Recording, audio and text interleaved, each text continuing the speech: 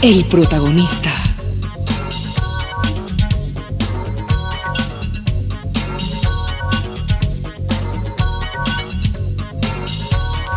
Y el protagonista es el señor economista Abelardo Pachano Bertero, presidente ejecutivo de Produbanco, analista económico, a quien recibo con toda cortesía y, por cierto, con muchísimo interés.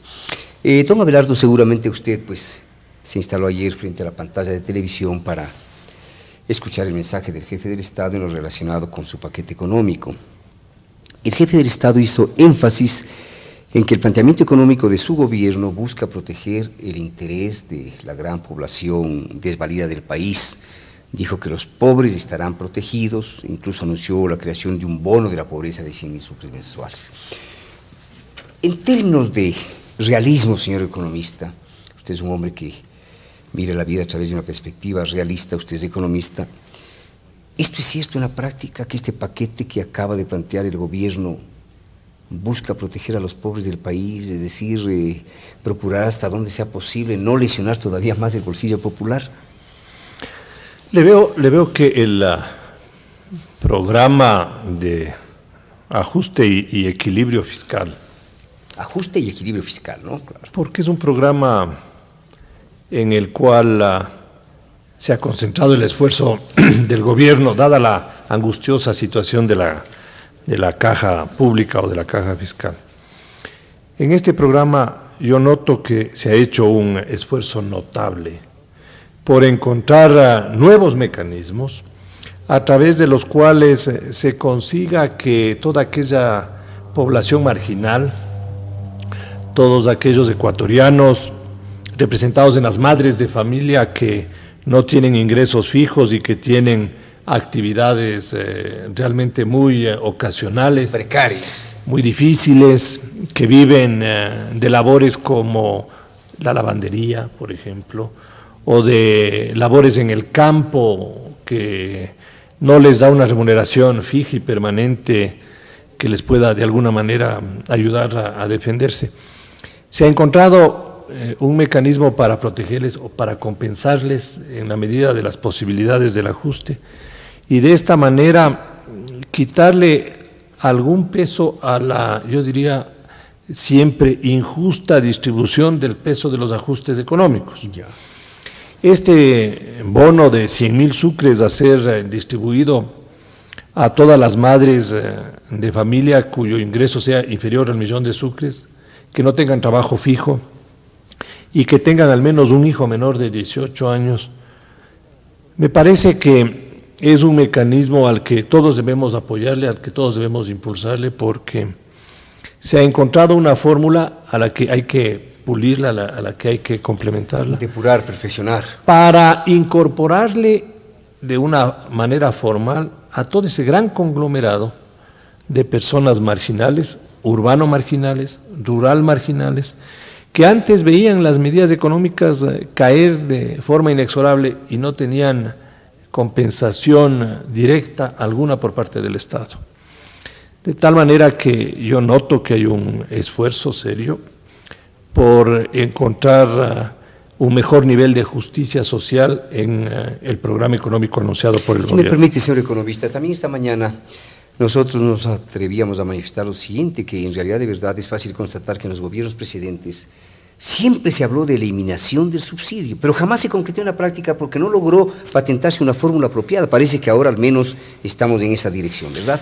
Y creo que ese famoso término de la focalización del subsidio ha encontrado una fórmula que no es perfecta, que puede tener dificultades de aplicación práctica, pero que indiscutiblemente tiene mejores caracterizaciones yo diría, de su dirección, de su apoyo, de la ayuda. Porque el gobierno ha complementado la decisión de la focalización del subsidio con el incremento también de la remuneración de los trabajadores que tienen un ingreso fijo, aumentando la compensación en 100.000 sucres mensuales. Sí. Es decir, por el un lado el Estado renuncia a una parte de los ingresos que recibe como consecuencia de esta yo no diría eliminación, pero de esta reducción notable de los subsidios públicos, y por el otro lado le pide a la empresa ecuatoriana, Que contribuye. pública y privada, que contribuya también con un esfuerzo a que aquellos trabajadores que tienen ingresos fijos también reciban de alguna manera una fórmula parcial o en la medida de lo posible lo más cercana a lo que sería una compensación de los costos que va a involucrar este aumento de los tres grandes conceptos, el gas, el diésel y la electricidad, que son directamente imputables al ingreso familiar, porque el ama de casa compra el gas, el ama de casa normalmente paga las planillas eléctricas, y el diésel, como ya lo anunció anoche el presidente de la República, impactará de manera directa en una revisión futura de las tarifas de transporte. Este es un diálogo personal aquí en Buenos Días con el señor economista Abelardo Pachano Bertero, analista económico, presidente ejecutivo del Produbanco. ¿Cree usted que en realidad se ha dicho un adiós al paternalismo estatal? Yo creo que no se puede dar una afirmación de esta naturaleza porque eso sería renunciar a la obligación que tiene el Estado de velar por una estructura social mucho más justa. Lo que el Estado tiene que hacer, Diego, es mantener una política muy clara de ingresos en la cual todos los ecuatorianos contribuyamos en la medida de cada uno de lo que producimos y de lo que generamos, y que la distribución del gasto sea desarrollada sobre la base de mejorar las condiciones de vida de los más pobres. El paternalismo estatal debe existir mientras la colectividad no le brinde los elementos básicos de formación y de sustento a una parte de los miembros de esa colectividad, a quien no le hemos dado la posibilidad de educarse, a quien no le hemos dado la posibilidad de alimentarse bien, a quien la sociedad no le ha dado la posibilidad de tener una salud debidamente atendida, con inclusive campañas preventivas. No le podemos abandonar.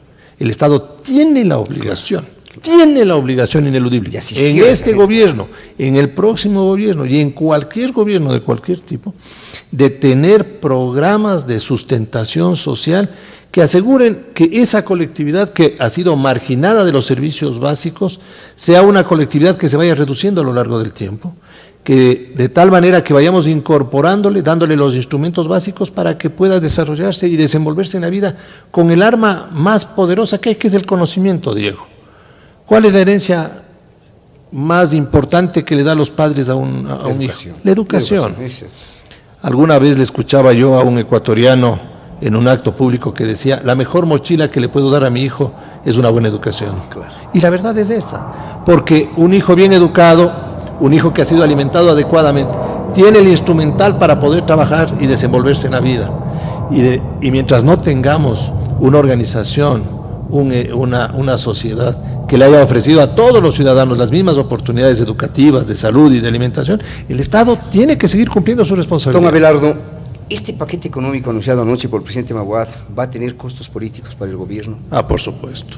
Es un paquete que a todos nos cuesta. Nos golpea. Es duro. Nadie puede ocultar la rigurosidad del ajuste, pero también hay que ser objetivos. Esto era absolutamente inevitable, Diego. El Ecuador perdió, y las cifras internacionales y los cálculos internacionales lo determinan, perdió más de 2.000 millones de dólares como producto de los daños ocasionados por el fenómeno del Niño. El Ecuador ha perdido más de 500 millones de dólares por la caída del precio del petróleo. El Ecuador tiene hoy día un problema muy serio de estrangulamiento externo por esa conducta tan nerviosa de los mercados financieros internacionales. En definitiva, hemos perdido bienestar todos los ecuatorianos. Hay que contribuir para restablecer los equilibrios básicos y evitar que se vuelvan a producir este tipo de fenómenos con la dureza con la que se ha presentado. Y en ese sentido, a mí me parece que este paquete, siendo duro, es un paquete que busca una salida mucho más equitativa, pero tiene que ser complementado con decisiones que están en la mano, por lo menos en las manos del Congreso Nacional. Esta mañana nosotros decíamos que el Congreso no puede simple y llanamente erigirse en el gran opositor a todo planteamiento económico, que tiene que actuar con inteligencia, con madurez, para contribuir a la solución del conflicto. ¿Cuál debe ser la actitud del Congreso ¿Qué es lo que debe hacer el Congreso? Y también cuál debe ser la actitud del país como tal frente a este paquete económico.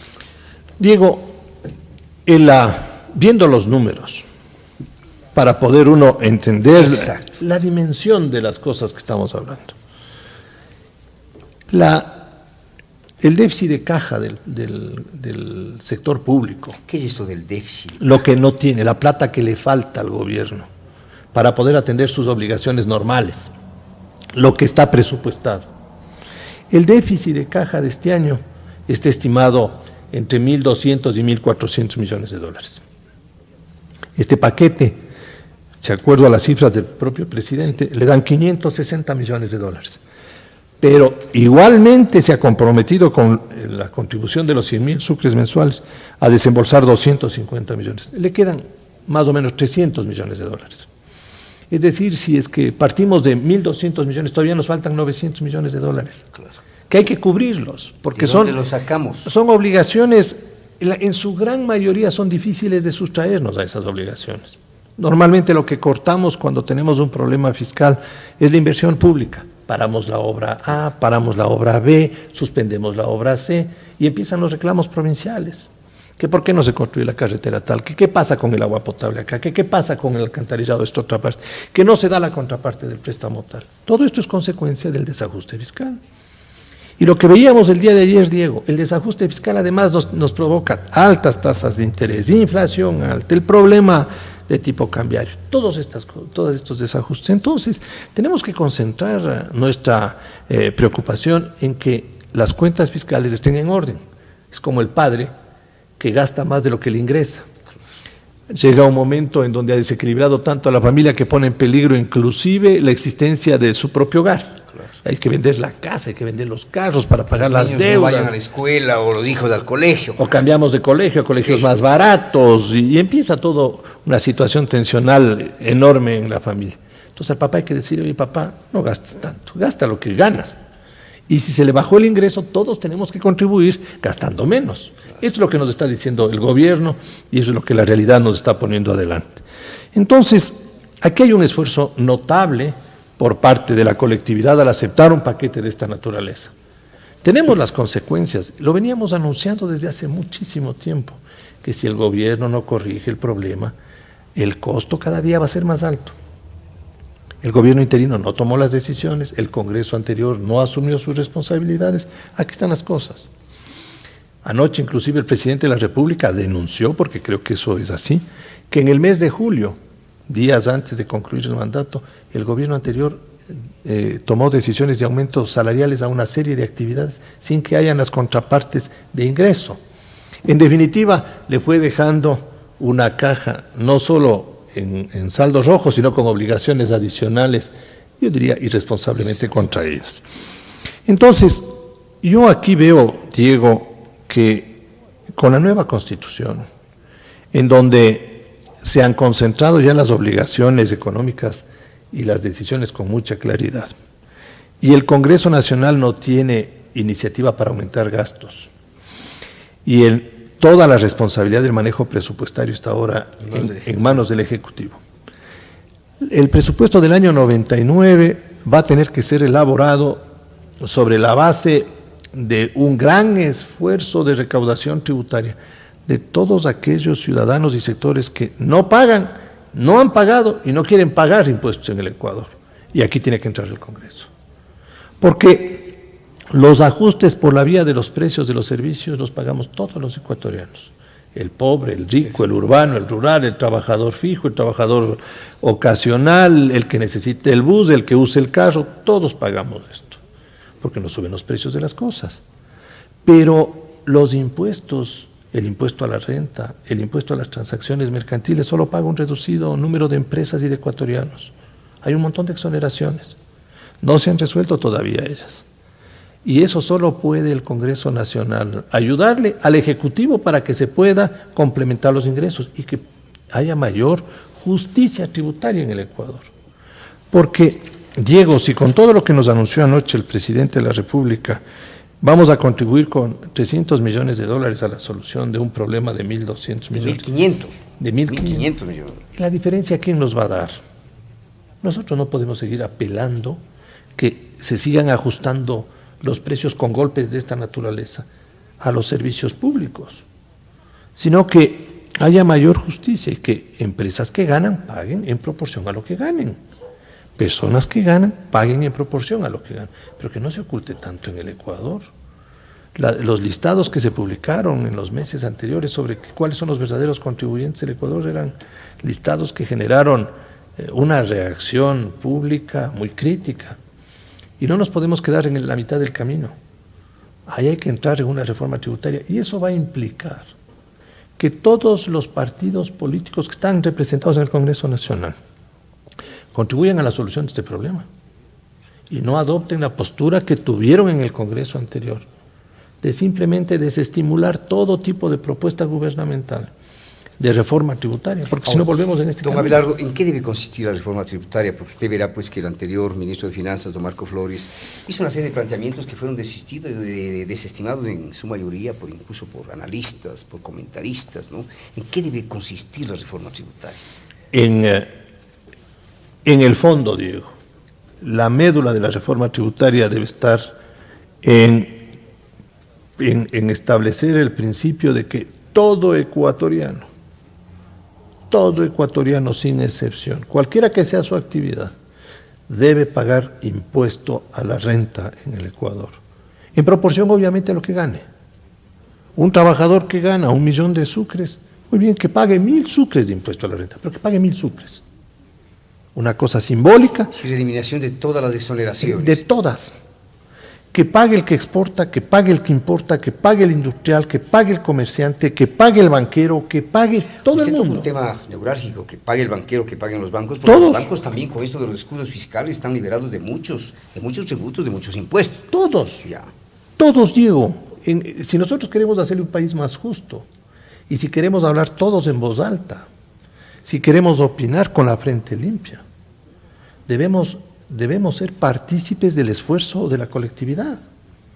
La contraparte, obviamente, tiene que ser un Estado mejor organizado. Mejores servicios. Por supuesto, claro. Mejores servicios. Que la gente dice, ¿para qué pago impuestos? Para que se lleven los Bucarán, por ejemplo. Así dice la gente. Claro. O para que se lleve cualquier... Honestidad. Claro.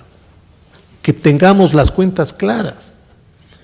Que hayan responsabilidades civiles, administrativas y hasta penales por decisiones irresponsables que aumenten los gastos de la caja fiscal sin el correspondiente ingreso objetivo. Si el día de mañana a uno de nosotros nos corresponde una función pública y decidimos unilateralmente subirles, por hacernos los simpáticos, subirles el sueldo a nuestros colaboradores cuando estamos concluyendo la gestión, y no hay las fuentes de la contrapartida presupuestaria, simplemente por acción de una auditoría externa, de una empresa privada, que le diga, el señor subió los sueldos a todas estas personas, no hay los ingresos, paga de su bolsillo, le rematamos los bienes que tiene, y si no tiene bienes va a la cárcel. A ver, Diego, si es que somos tan generosos con la plata ajena.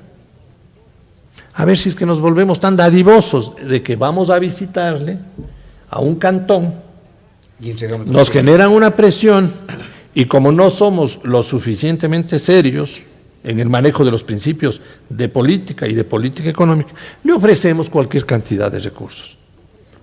Muy bien, como yo le he ofrecido unos recursos que no hay ingresos, que los pague, porque ese dirigente político es un irresponsable. Porque de alguna manera hay que cortar esto, Diego. Yo le escuchaba ayer al presidente de la República y decía, estamos enfrentando una situación, y en el mes de julio, antes de irse, el gobierno anterior subió los sueldos. Claro, no, pues no puede ser esto, Diego. O el Congreso Nacional... Sin consulta previa al nuevo gobierno, miren, pensamos hacer esto, ¿qué opinan ustedes? Suben los sueldos a todos los empleados públicos, hay que subirle los sueldos, porque tampoco vamos a maltratar al empleado público. Profesores que ganan realmente cantidades bajas, hay que mejorarles la remuneración, pero hay que exigirles mejor preparación y mayor dedicación también a los profesores. Y en ese sentido hay que encontrar otros mecanismos de financiamiento del Estado, Diego, porque por la vía de este tipo de decisiones, el Estado ecuatoriano nunca va a satisfacer sus necesidades. En suma, ¿usted cree que el gobierno ha hecho lo que debía hacerse? Era inevitable, Diego. Esta cosa... El paquete, desde su perspectiva de economista, de hombre que maneja números, que sabe de cuestiones financieras y económicas, el paquete desde esa perspectiva es lo que realmente le convenía al país, lo que tenía que hacerse fatalmente. Fatal, así es, Diego, atrasados, no por culpa de este gobierno, porque esta cosa se viene acumulando, Diego. Pero yo creo que nos corresponde ahora hacer un alto en la colectividad y pensar en un cambio estructural de la concepción de responsabilidades públicas. Y aquí entra el Congreso. No solo en la generalización de los tributos, Diego, que es una obligación social, moral de los legisladores, hacer que todos los ecuatorianos paguemos los impuestos. Y si ellos se oponen a una generalización de los tributos, ellos están demostrando con esa actitud de que protegen a grupos privilegiados que tienen posibilidades económicas en el país. Porque la verdad es que la contribución en términos de la proporción de los ingresos en el Ecuador es extremadamente baja. Y aquí, si nosotros queremos preservar... Marco Flores hablaba de una evasión solamente en el año de $1.200 millones de evasión tributaria, un año. Podrá ser eso, podrá ser más, podrá ser menos, pero hay evasión, Diego. El IVA se cobra para un montón de actividades y no se cobra para otras. Ejemplo, la importación de papel no paga IVA. ¿Por qué? Todo el mundo trae papel y lo que viene son otras cosas. ¿Por qué? Paguemos el IVA. ¿Qué pasa si la prensa, en lugar de que nos cueste 1.500, nos cuesta 2.000 sucres? Bueno, 2.000 sucres. Habrá que seguir comprando. Pero hay que leer las noticias, tenemos que estar al día. Pero hay que pagar los impuestos. En eso no tendremos una sociedad socialmente estable. Socialmente justa. Segura. Si no tenemos contribución proporcional todos. Y ahí está el gran papel del Estado. Y lo que recaude el Estado tiene que distribuirlo en función de precisamente tener a largo plazo, porque esto no se resuelve, a largo plazo una mejor estructura. Gracias por su presencia, qué esclarecedora su posición y qué saludable para el país. Una inquietud, aparte de este paquete, ¿cree usted que pueden venirse otros paquetes complementarios en el futuro? ¿O con esto basta y sobra? Yo diría, Diego, este es un gran paso adelante en la búsqueda de una economía más equilibrada. No creo que estamos en la posición de decir, aquí se acabaron ya los ajustes, porque no está resuelto el problema estructural del sector público ecuatoriano, no está resuelto. Tenemos todavía un desbalance fiscal muy grande y el Ecuador requiere de una recomposición general de su estructura, lo que le llaman la modificación estructural del país. Y en ese campo, aun cuando hemos avanzado en algunos aspectos específicos, nos falta mucho por hacer. Anoche el presidente anunciaba que en los próximos años, 2 años me parece que decía, se espera que la reforma estructural le dé un ingreso de aproximadamente $2.000 millones al país. Esos $2.000 millones va a permitir que el Fondo de Solidaridad se capitalice y que los intereses de ese Fondo de Solidaridad vayan a programas sociales.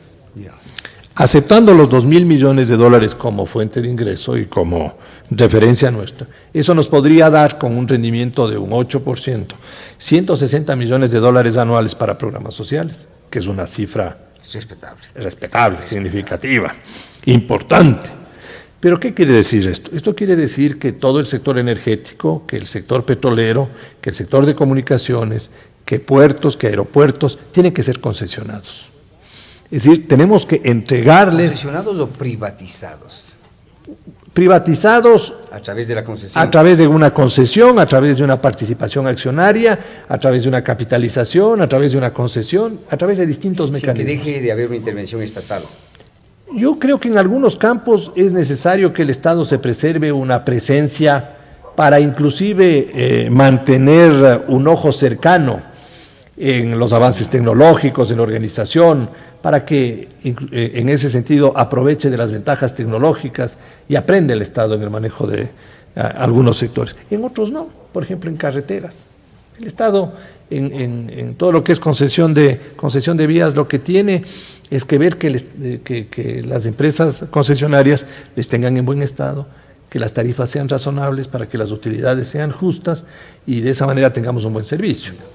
Entonces, ahí me parece que la gama de posibilidades tiene que estar abierta.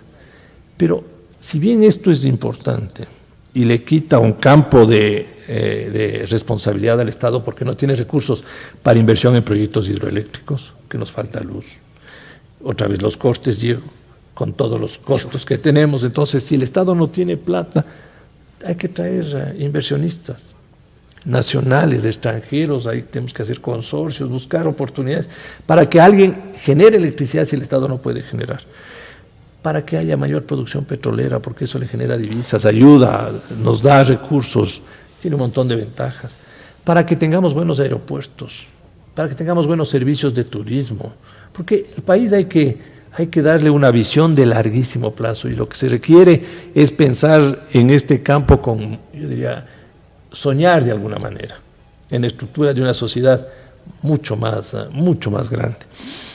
Pero lo que le quede al Estado, también hay que cambiar la condición de manejo. Hoy día, ¿qué pasa con, pongamos, el ministro de Salud? Un hombre a quien respeto muchísimo, un gran dirigente político. ¿O qué pasa con el ministro de Salud, de quien he oído buenos conceptos, no le conozco? ¿O qué pasa con el ministro de Bienestar Social? Todos ellos son ministros encargados de gastar. El ministro de Salud gasta, el ministro de Educación gasta, el ministro de Bienestar Social gasta. Pero no están pensando en cómo obtener recursos. Exacto. Entonces, resulta que cada vez que se le presenta una idea, que puede ser muy buena, tiene que acudir donde el ministro de Finanzas, donde el presidente de la República, decir, presidente o señor ministro, hoy día tengo este lindo programa de salud, este lindo programa de educación y necesito tanta plata. Entonces es muy bonito construir proyectos, porque yo construyo sobre la base de gastar y por ahí tiene que haber otro ciudadano que se encarga de buscar los ingresos y ahí viene el paquete. Porque como no hay recursos, aporten todos los ecuatorianos. Economista, antes de marcar una pausa, y nuevamente gracias por su presencia, ¿cómo debe reaccionar el país frente a este anuncio económico? ¿Cómo? Porque aquí ya se anuncian movilizaciones, medidas. ¿Cómo debe reaccionar el país? ¿Cómo debería reaccionar el país? Maduramente, con serenidad, creo yo, Diego, porque todos conocemos lo que hemos perdido en estos últimos tiempos. Porque esto no es una novedad. Todos sabíamos que el efecto del Niño era costoso y que hay que reconstruir al país, que el Estado perdió dinero, que estamos en una situación crítica y que hay que dotarle de los elementos fundamentales, inclusive para reclamarle al Estado una política económica que dé resultados mucho más tranquilizadores para todos.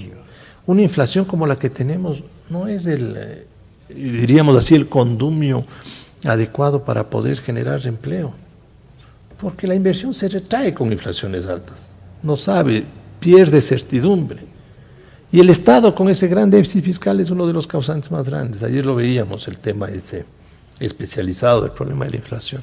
Entonces ahora tenemos que demandarle al Estado, señor, nosotros contribuimos con el ajuste, nosotros lo aceptamos estoicamente este ajuste, pero a ver, señores del Congreso, ¿qué hacen para que esto sea una sociedad más justa?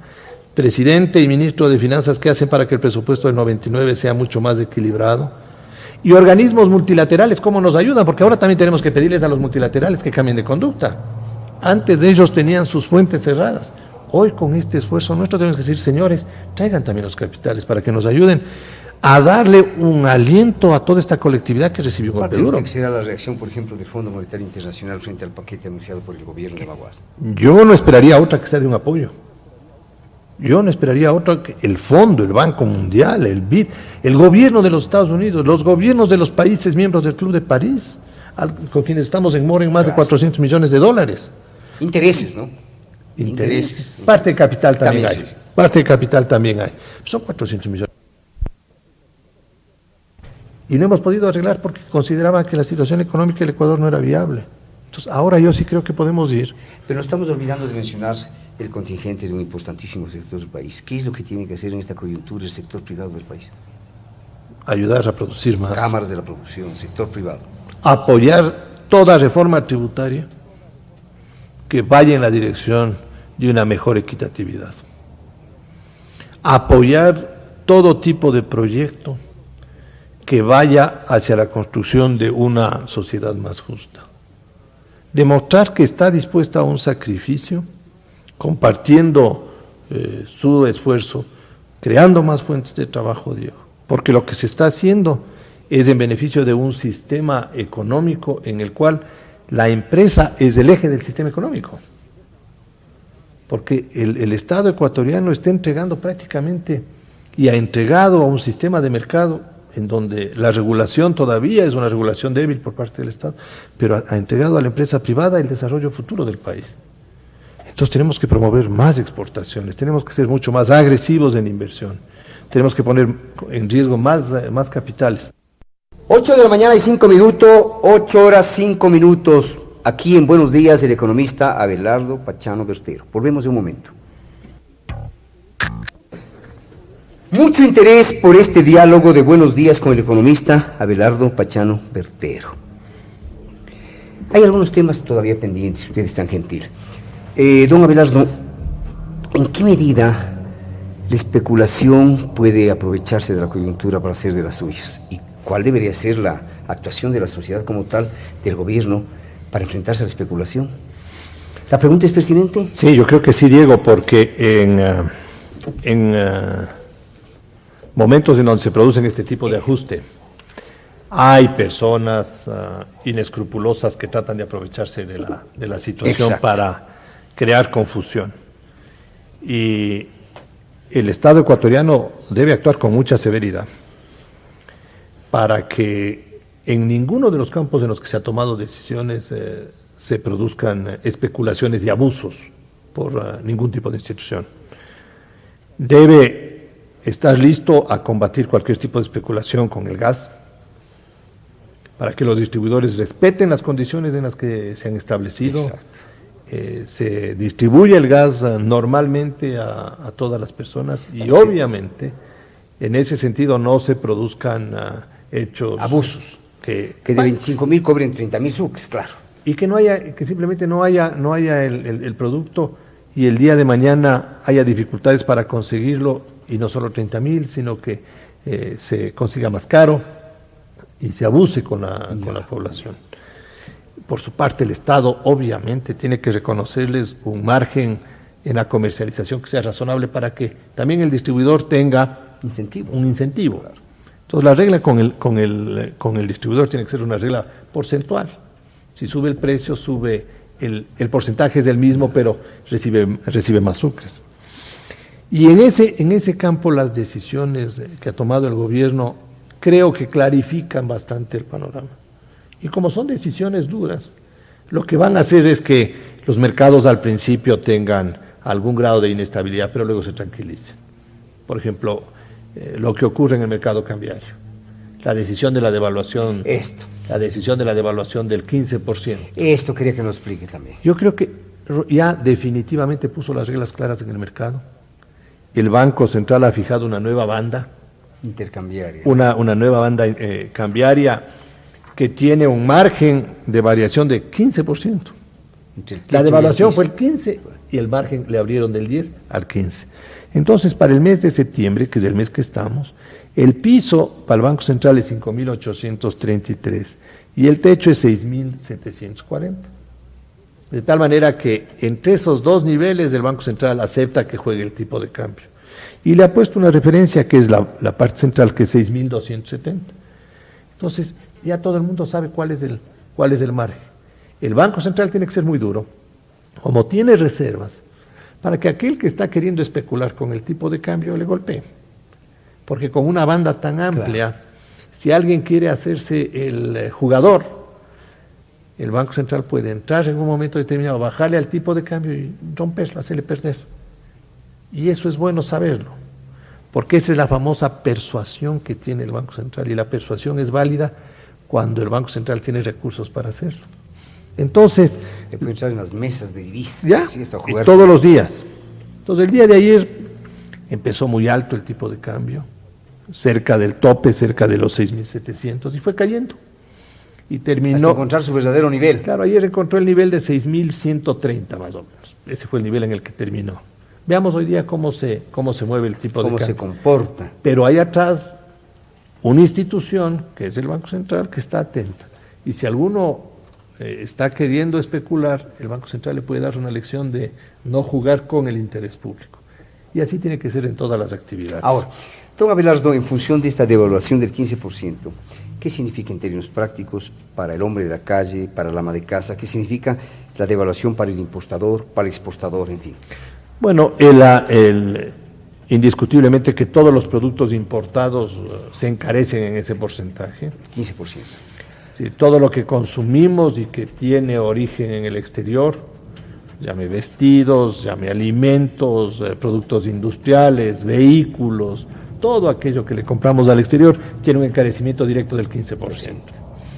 La idea con esta devaluación es que compremos menos productos importados.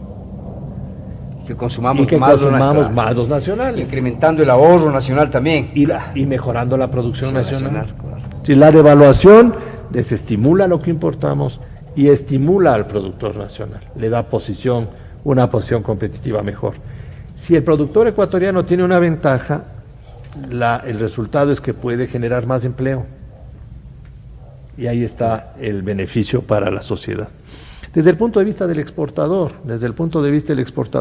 esta devaluación recibe más sucres, claro, puede competir con los productos similares que se fabrican en otros países, claro. Y obviamente le ponemos en una posición que le demuestra que el Ecuador está preocupado por promover las exportaciones y que las inversiones en el sector de exportación o que las inversiones en el turismo, que es otra gran fuente generadora de divisas, son inversiones altamente rentables o son inversiones atractivas para el desarrollo del país. Sin embargo, la contraparte de todo esto es que suben los precios, porque a la vez que suben los precios de los productos importados, también las materias primas de las cosas que se producen en el país también suben. Entonces, hay un impacto inflacionario, especialmente de carácter inicial, que de alguna manera reduce el efecto de esta devaluación. Pero en la medida de la perspectiva, lo que hace esta devaluación es decirle al país y decirle al mundo que como tenemos un problema de divisas, como hay un problema de balanza de pagos, estamos tomando los correctivos para balancearnos mejor. Estamos promoviendo más exportaciones, estamos controlando importaciones. Y definitivamente estamos en el camino correcto. Esta devaluación de esta semana le pone en perspectiva para fin de año, sobre la base de la tasa central, de que la devaluación podría ser de alrededor del 48%. 48% en términos anuales. Que es una devaluación programada mucho más alta de la inflación estimada, porque la inflación estimada es del 40%. Sí. Lo cual quiere decir que las autoridades económicas han considerado necesario tomar una decisión un poco más fuerte de la que debían hacerlo, porque se ha producido en los mercados internacionales este colapso financiero, esta crisis financiera, y quieren más bien actuar con un poco de cautela y de prevención antes que tener que volver a tomar una decisión en un periodo corto. Diré que le veo entusiasmado con el paquete económico. No entusiasmado, sino comenta con tanta satisfacción. Más que con satisfacción, Diego, es que es terrible, y algo parecido le debe suceder, por ejemplo, a un médico.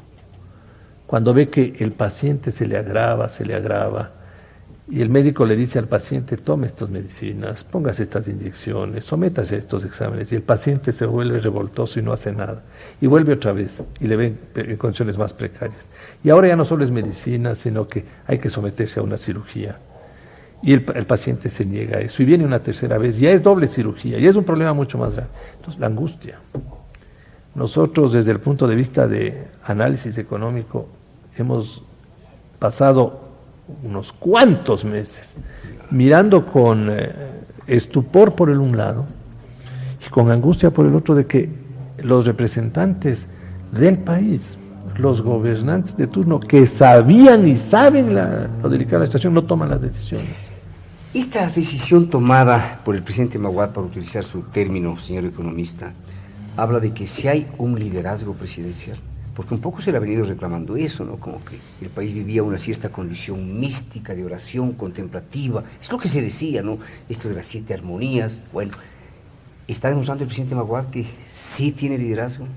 Bueno, está tomando las decisiones que le corresponden tomar en su calidad de presidente de la República.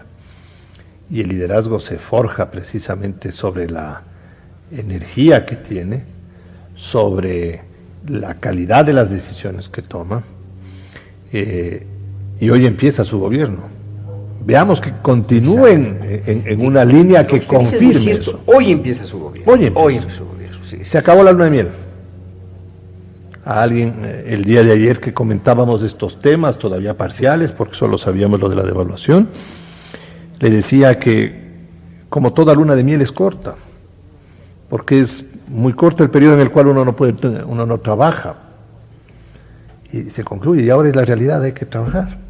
Hoy inicia el gobierno, porque el día de hoy le ha dicho al país que está dispuesto a gobernar y a sacrificar su popularidad para pasar a otro campo, que es la búsqueda de la respetabilidad del gobierno. Aunque no sea popular, pero respetable. Exacto. Los gobiernos, raros son los gobiernos que terminan siendo populares cuando han cumplido con obligaciones extremadamente complejas. En países en donde se han roto los equilibrios macroeconómicos y han llegado a situaciones desbordantes, los paquetes económicos han sido los populares. Perú, Argentina, Brasil, países en donde juega hoy la reelección política. ¿Por qué?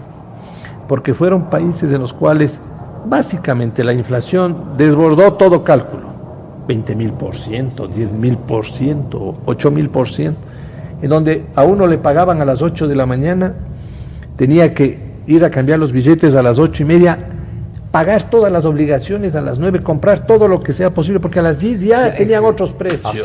Así es. Ya no tenían tiempo para cambiar los tickets sino que en las máquinas, en las computadoras cambiaban los precios. Y el tiempo que duraba entre bajarse un producto de la percha y llevarse a la caja ya cambiaba el precio. Entonces era una angustia fenomenal.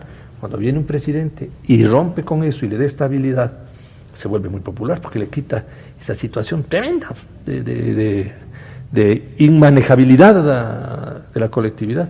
Pero en nuestro país, por fortuna, no hemos llegado a ese nivel, porque normalmente países que llegan a esos niveles tienen situaciones sociales internas extremadamente graves. El caso de Perú con Sendero Luminoso y los otros movimientos subversivos, los argentinos con sus movimientos también subversivos, con sus problemas internos de tantos desaparecidos y todo lo que le pasó a Chile en su momento. El caso de Colombia, ¿no? El caso de Colombia, lamentable, ¿no? En donde no hay Estado en este momento, porque han tenido que ceder una parte del territorio colombiano, lamentablemente al sur. Van a demilitarizar cinco departamentos de Colombia, ¿no? Por la presión. Al sur han ofrecido un indulto general. Al sur de Colombia, muy cerca de nosotros. Claro. Y eso hay que mirarlo con todo el cuidado del caso. Entonces, los gobiernos tienen que jugárselas, Diego. Los presidentes están ahí para cumplir con una responsabilidad que es el bien colectivo. Y el bien colectivo no es el aplauso, sino simplemente el cumplimiento de la obligación. Un análisis en profundidad del paquete económico planteado por el presidente Maguad y de, obviamente, las deliberaciones políticas y sociales a cargo de Abelardo Pachano.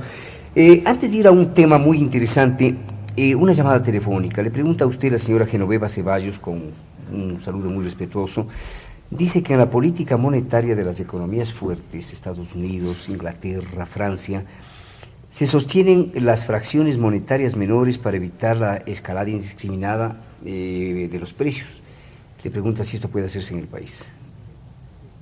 Bueno, lo que pasa es que en esas economías las monedas tienen un respaldo derivado de la fortaleza económica, de esa gran estructura económica, que permite negociarlas en los mercados internacionales con un elevado nivel de aceptación. El marco que responde a la fortaleza de toda esa economía alemana puede servir de medio de pago en cualquier país del mundo, porque cuando a uno le dicen que le van a entregar una moneda alemana, uno siente que tiene frente a sí una moneda de valor. Igual el dólar, igual el franco francés, o igual el franco suizo. Pero en las economías en donde uno tiene algún tipo de duda sobre la fortaleza de la economía, pierde aceptabilidad la moneda. El caso, por ejemplo, ahora del yen. Los japoneses tienen una economía en crisis y frágil. ¿Qué es lo que le ha pasado? Se ha devaluado tremendamente el yen, más de un 45% de devaluación. ¿Por qué? Porque atrás de esa moneda hay una economía en crisis. Eso sucede con nosotros. Nosotros no podemos ofrecer una moneda de circulación y de apoyo internacional, porque no tenemos una economía que la sustente fuertemente. En América Latina no hay una moneda. En toda América Latina, a pesar de que hay países que han logrado avances importantísimos en la estructuración de una economía mucho más sólida, pero no hay una moneda que pueda decirse es de aceptación general. El peso chileno, que probablemente es uno de los mejores, a pesar de que responde a una economía estabilizada en muchísimos años, no tiene aceptabilidad. Entonces, estas variaciones nuestras son variaciones individualizadas en función de la estructura de cada uno de nosotros. Lo que yo creo que tenemos que pensar dentro del área en la que nosotros estamos negociando acuerdos internacionales es en tratar de homogenizar nuestras políticas monetarias con Venezuela, con Colombia, con Perú y con Bolivia, para que la comunidad andina tenga una armonización de políticas monetarias y cambiarias que le permitan defenderse del resto de mercados y al interior crear un ambiente productivo estable que evite el uso del tipo de cambio como instrumento de, ¿qué diría yo?, de agresividad comercial. Que no se use el tipo de cambio como una arma para cambiar la dirección del comercio. En el ejemplo de que uno de los países devalúe para generar en ese momento una ventaja de sus productos y parar la compra de los productos de su vecino. Entonces, creo que tenemos que llegar a eso. El tema es un tema bastante virgen en la negociación. Han sido refractarios los gobiernos a aceptar esta negociación porque les quita también bastante independencia o soberanía económica en esos campos. Y por ahí podemos trabajar. Pero lo que se acaba de hacer hoy con la modificación de la banda cambiaria, Diego, también tiene que darnos un resultado, que es el que las tasas de interés bajen en el Ecuador. Le iba a preguntar justamente, ¿qué va a pasar con el nivel de las tasas de interés? Porque si empieza a corregirse el déficit fiscal, si como el presidente lo anunció, va a haber algunos recortes de gasto, dice que a todos los contratos de personal que se han hecho desde enero a julio de este año se los ha dejado insubsistentes, que se van a eliminar una serie de gastos superfluos, se han dado una serie de instrucciones. Esperemos que el monto sea representativo. Si va a haber una reducción de gasto, si es que el país contribuye con este esfuerzo, si es que tenemos en general un ambiente fiscal más estable, más adecuado, y si hemos tomado la medida cambiaria, es de esperarse que transcurrido unos días las tasas de interés bajen o empiecen a bajar.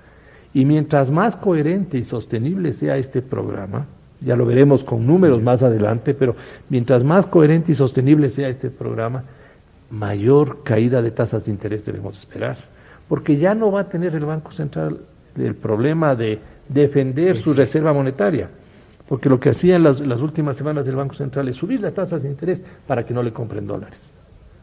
Es decir, volverle más atractivo al ahorro en sucres, para que la gente se quede teniendo sucres en lugar de que guarde dólares. Hoy día ya no, ya se produjo la devaluación y esa situación ya se despejó. Hoy más bien los dólares deberían en el mercado estabilizarse y darnos una pausa, un respiro para que bajen las tasas de interés. Bajan las tasas de interés, inclusive el propio sistema financiero va a tener un alivio, el sector productivo va a tener un alivio. Y puede ser de alguna forma, en alguna proporción, un compensador de todos los costos que tiene el proyecto, el programa. Diálogo personal en Buenos Días con Abelardo Pachano. Tenemos unas preguntas finales. El presidente anunció, don Abelardo, también un subsidio relacionado con los ancianos ecuatorianos, ¿verdad? Así es. Un subsidio relacionado con los ancianos, ¿no? Quienes tengan más de 65 años, 50.000 sucres al mes, ¿no? También habla de subsidios a los alimentos, a las medicinas, a los libros, por favor. Bueno, anoche el presidente de la República dijo que para hacerle todavía más completo al proyecto, también incorporaban a este subsidio a las personas de la tercera edad. Aquellos que son mayores de 65 años iban a recibir 50.000 sucres mensuales. Me imagino que el mecanismo será el mismo que se ha establecido para las madres pobres. Me imagino que ese será el mecanismo. Y reiteró el compromiso que él había establecido en la campaña de crear mecanismos de apoyo y de sustentación con programas específicos materno-infantiles, de medicinas para las madres, de subsidios a los libros para la educación básica o primaria de los ecuatorianos y de alimentación, de desayunos familiares, que eso lo van a presentar en el futuro. Ese es el compromiso que anoche lo volvió a anunciar el presidente. Aquí, Diego, veamos cómo lo van a financiar, porque todavía las cuentas fiscales no están en orden. Pero eso es lo que el presidente lo anunció, y esto debe ser también, de alguna manera, de volumen o de valor alto, de tal forma que si el presidente lo va a establecer o va a generar este tipo de programas, hay que ver con qué fuentes de recursos cuenta. Porque lo que yo le decía hace un momento, el ministro de Salud viene con una bonita idea y dice aquí que hay que financiar. ¿Y con qué cumplimos esto? Claro. Por eso yo le decía, conceptualmente hay que cambiar la responsabilidad de los ministros. A los ministros tenemos que darles la caracterización de personas que manejan ingresos y gastos de sus áreas, no de autofinanciamiento, porque sería absurdo pensar que el Ministerio de Salud se autofinancie con sus propias actividades. Pero sí el Ministerio de Salud debería tener un porcentaje de los gastos producto de su propia organización. Usted va a decir, ¿cómo? De distintas maneras. ¿Se está hablando de autogestión? Claro. Digo, si eso se puede... Yo venía, el otro día tuve la fortuna de, en un vuelo que regresaba al país, de encontrarme con un médico ecuatoriano que regresaba de Sudáfrica, de un congreso, y que es un hombre que está vinculado al Hospital Los Andes, el doctor Proaño. Y créame que las 3 horas y media que duró el vuelo, yo aprendí sobre distintas formas de apoyo, de autogestión en programas médicos que hace el Hospital Los Andes en Selmera, que hace en Esmeraldas, que hace aquí en Quito, y que no está pidiendo la colaboración de nadie, que lo hace con un esfuerzo notable y que va a los sitios más inaccesibles. Me contaba anécdotas de trabajo de salud rural con los cayapas. Y conforme avanzaba la conversación dentro de mí, decía, ¿y por qué el Ministerio de Salud no puede hacer una cosa parecida? Organizando los centros médicos, los hospitales, a los propios médicos, dándoles una responsabilidad social directa, para que colaboren a través de la búsqueda de mecanismos de financiamiento parcial y puedan extender los servicios con mayor eficiencia. Don Abelardo, vamos terminando. A la vista de lo que hemos analizado, a la vista de este planteamiento fundamental del gobierno en materia económica, ¿puede decirse que el gobierno está armado y equipado, que tiene un buen equipo económico, un frente económico? Esperemos que sí. Yo creo que las personas que están encargadas de los distintos frentes son personas que han tenido una trayectoria profesional seria, que tienen hoy una responsabilidad muy dura y que en ese sentido deben mantener una línea de acción absolutamente clara para que el país conozca y tenga el convencimiento de que el programa económico nos va a llevar a una solución definitiva de la fenomenología que tanto tiempo hemos vivido y que la conocemos reiteradamente: desterrar esta inflación, desterrar este gran desequilibrio fiscal. ¿Cuál va a ser el nivel inflacionario a fines de año? Más del 40%, creo yo, Diego. Porque el impacto de las decisiones de este mes, en septiembre, es un impacto bien grande. Claro, claro. Octubre también tendrá... Hasta que el mercado recupere su verdadero nivel, ¿no? Y octubre tiene el impacto de ingreso de colegios de la sierra. Claro. Es decir, septiembre y octubre son 2 meses Luego altamente viene inflacionarios. diciembre, mes inflacionario también, por las Claro. cuestiones de Navidad, de fin de año. Estamos sobre el 40% o alrededor del 40% para tener una referencia En fácil. todo caso, a lo largo de esta sabrosísima y muy inteligente charla protagonizada por usted, hemos visto en su rostro una cierta expresión de satisfacción y de tranquilidad, economista. Se lo digo de corazón. No de satisfacción, Diego. Pero de tranquilidad, ¿no? Como que sí, Ya, finalmente... estas son las reglas. Lo que los ecuatorianos necesitamos es que se pongan reglas, pero que se cumplan, Diego. Por eso que yo le decía toda esta mañana y yo le decía el día de ayer, a todos nos corresponde un papel en la colectividad. Si el gobierno toma un conjunto de decisiones, demanda la contribución de los ciudadanos, pide sacrificio, los otros poderes del Estado tienen que ayudar a que el instrumental público sea un instrumental justo.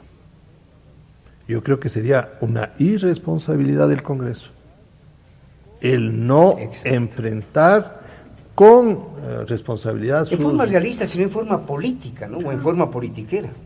Por ejemplo, Diego, hay que crear, igual que han establecido este código de ética para los legisladores, a fin de que tengan una conducta política coherente, consistente, y evitemos tanta acción corrupta.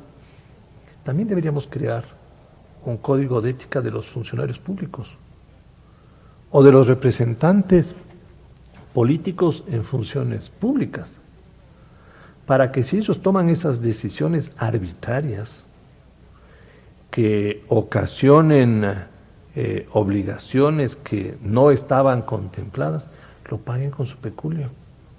Porque, Diego, hay que cortar esto.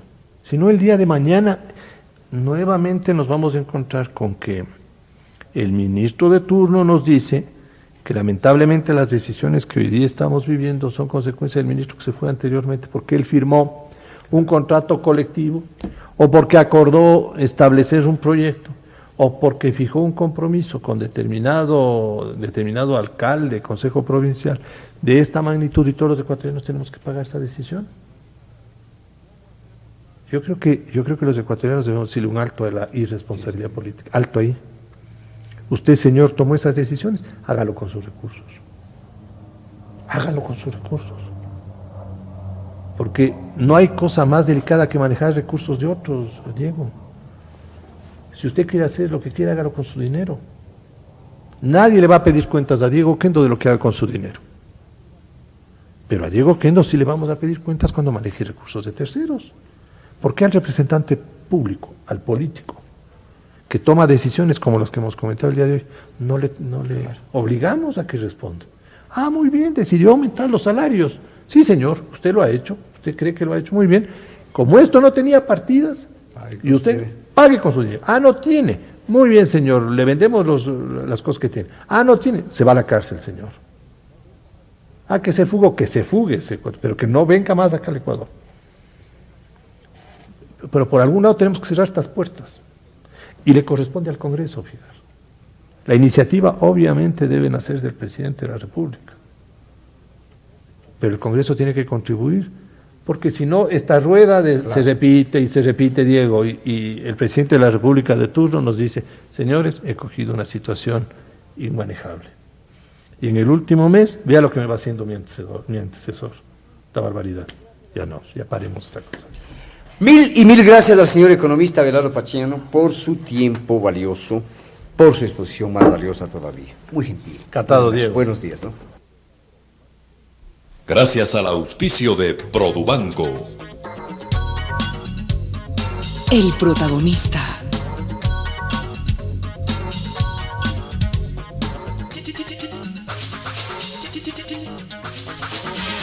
El protagonista.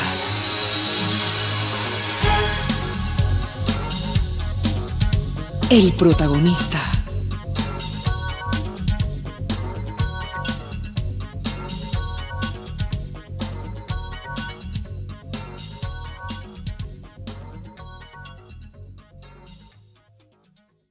El protagonista.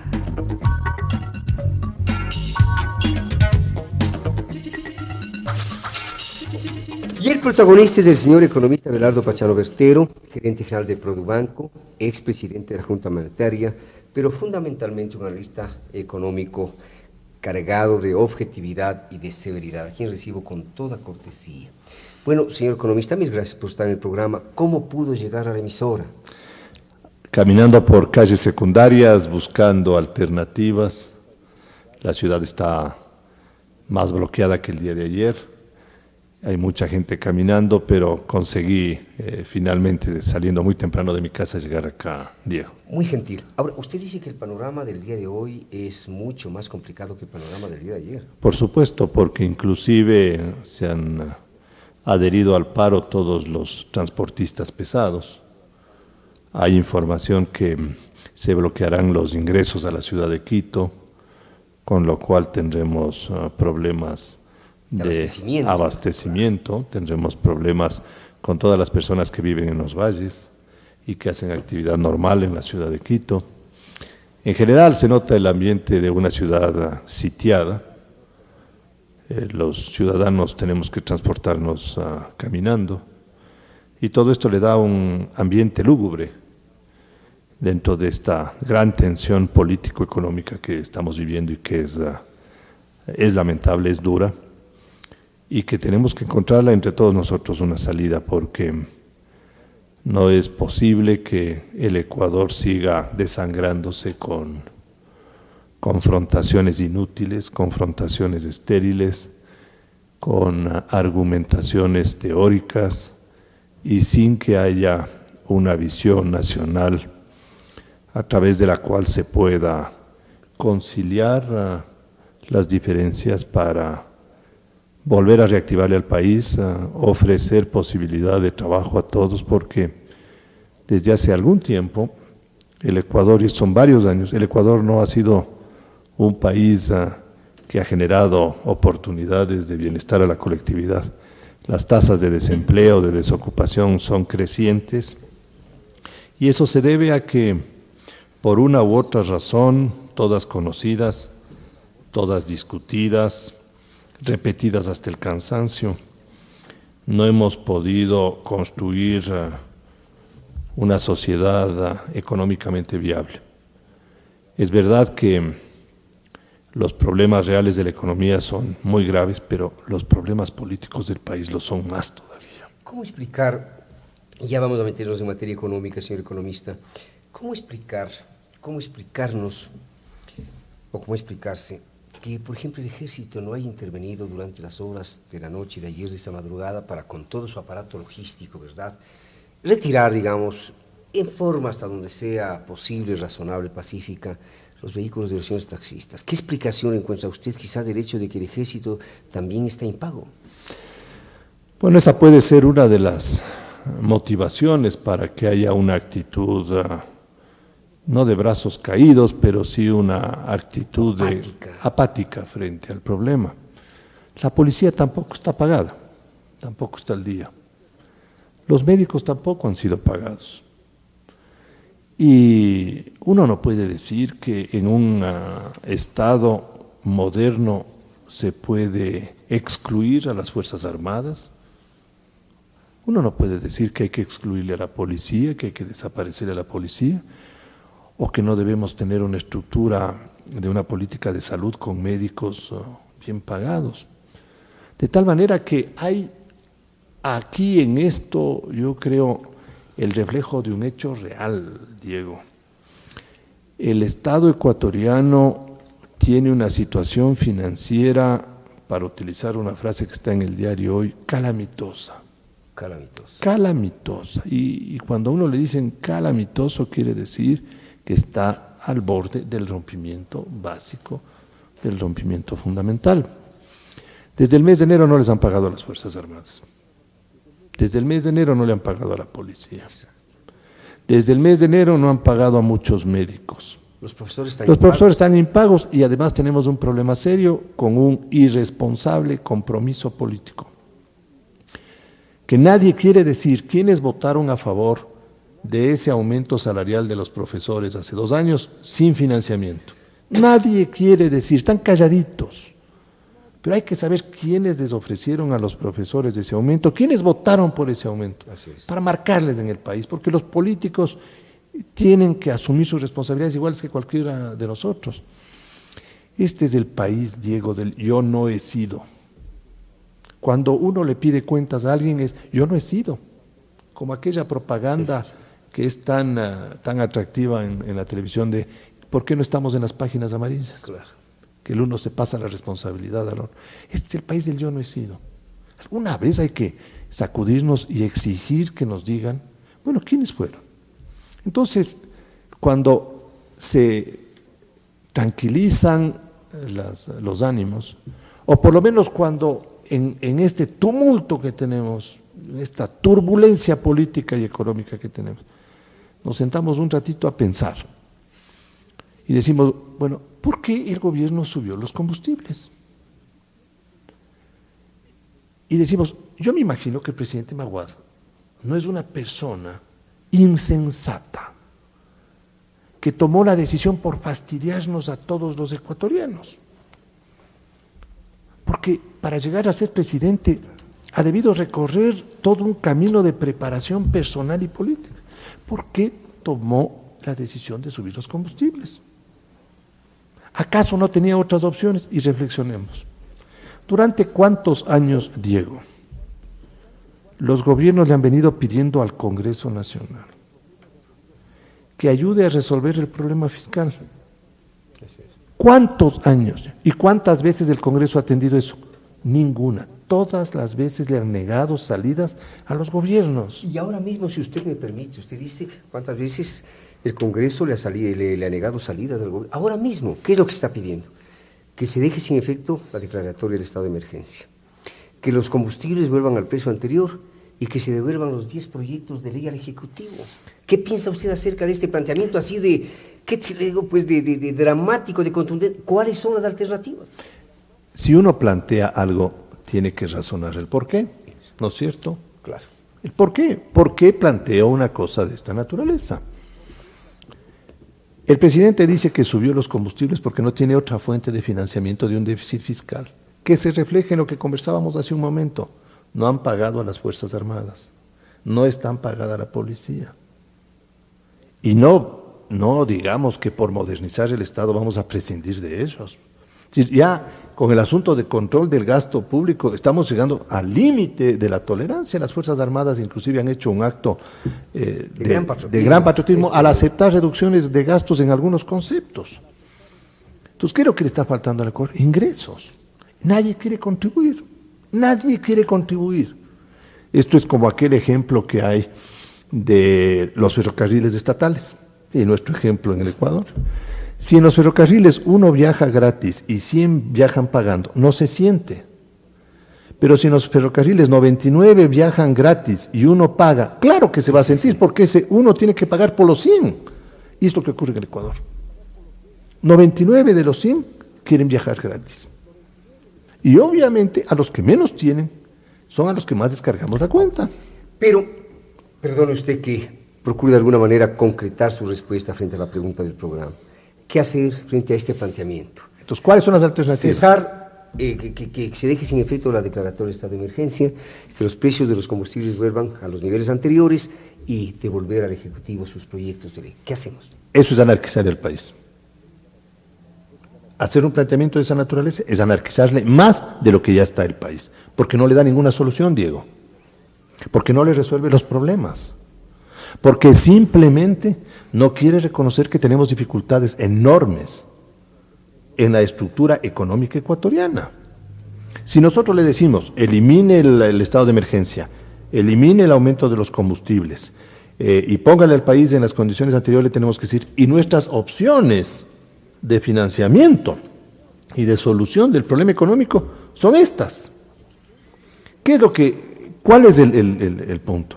El Estado no tiene dinero por diversas razones. Por diversas razones. Hay, por supuesto, que también reconocer que han habido manejos inescrupulosos, que no ha habido sensatez en muchos gobiernos para determinar el gasto público. Todo eso pero hay un rato en que hay que parar esto y decir cómo reestructuramos y de aquí cómo volvemos a salir. El Congreso habla también de chantaje del Ejecutivo, sobre todo en lo que tiene que ver con el asunto de los combustibles. Le demos la vuelta al argumento. Si durante 3 años o 4 años el Congreso no le dio paso a distintas opciones tributarias a los gobiernos de turno, también podemos decir que el Congreso chantajeaba a los gobiernos de turno. Con esto no sacamos nada, Diego. Con la beligerancia no sacamos nada. Lo primero que tenemos que hacer es reconocer, ¿hay o no hay un problema? Hay un problema. Hay un problema fiscal enorme y hay que resolverlo. Hay un problema en el sector externo de la economía, sí señor, hay que resolverlo. ¿Cuáles son nuestros socios internacionales? Los organismos multilaterales.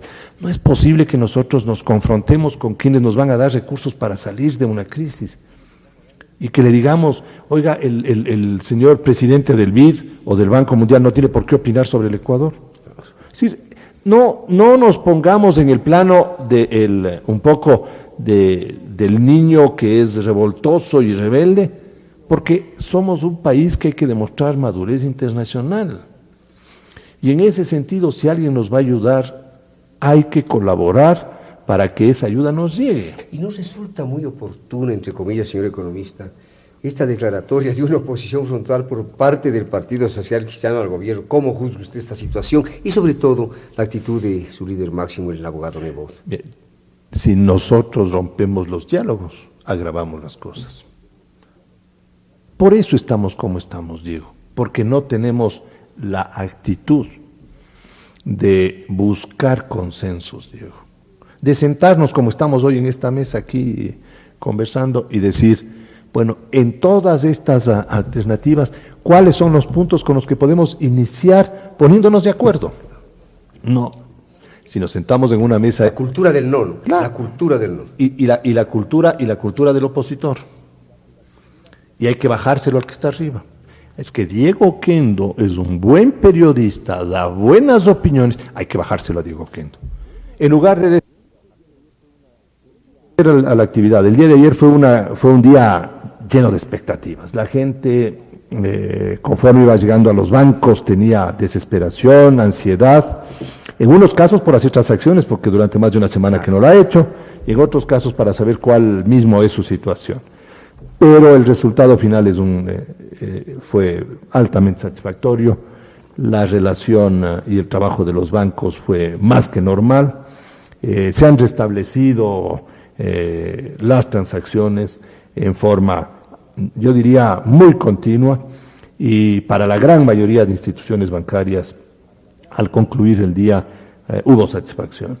El público actuó con una, yo diría... gran sabiduría y sensatez. Mire, el país, el ciudadano, es mucho más inteligente de lo que suponen sus propios dirigentes.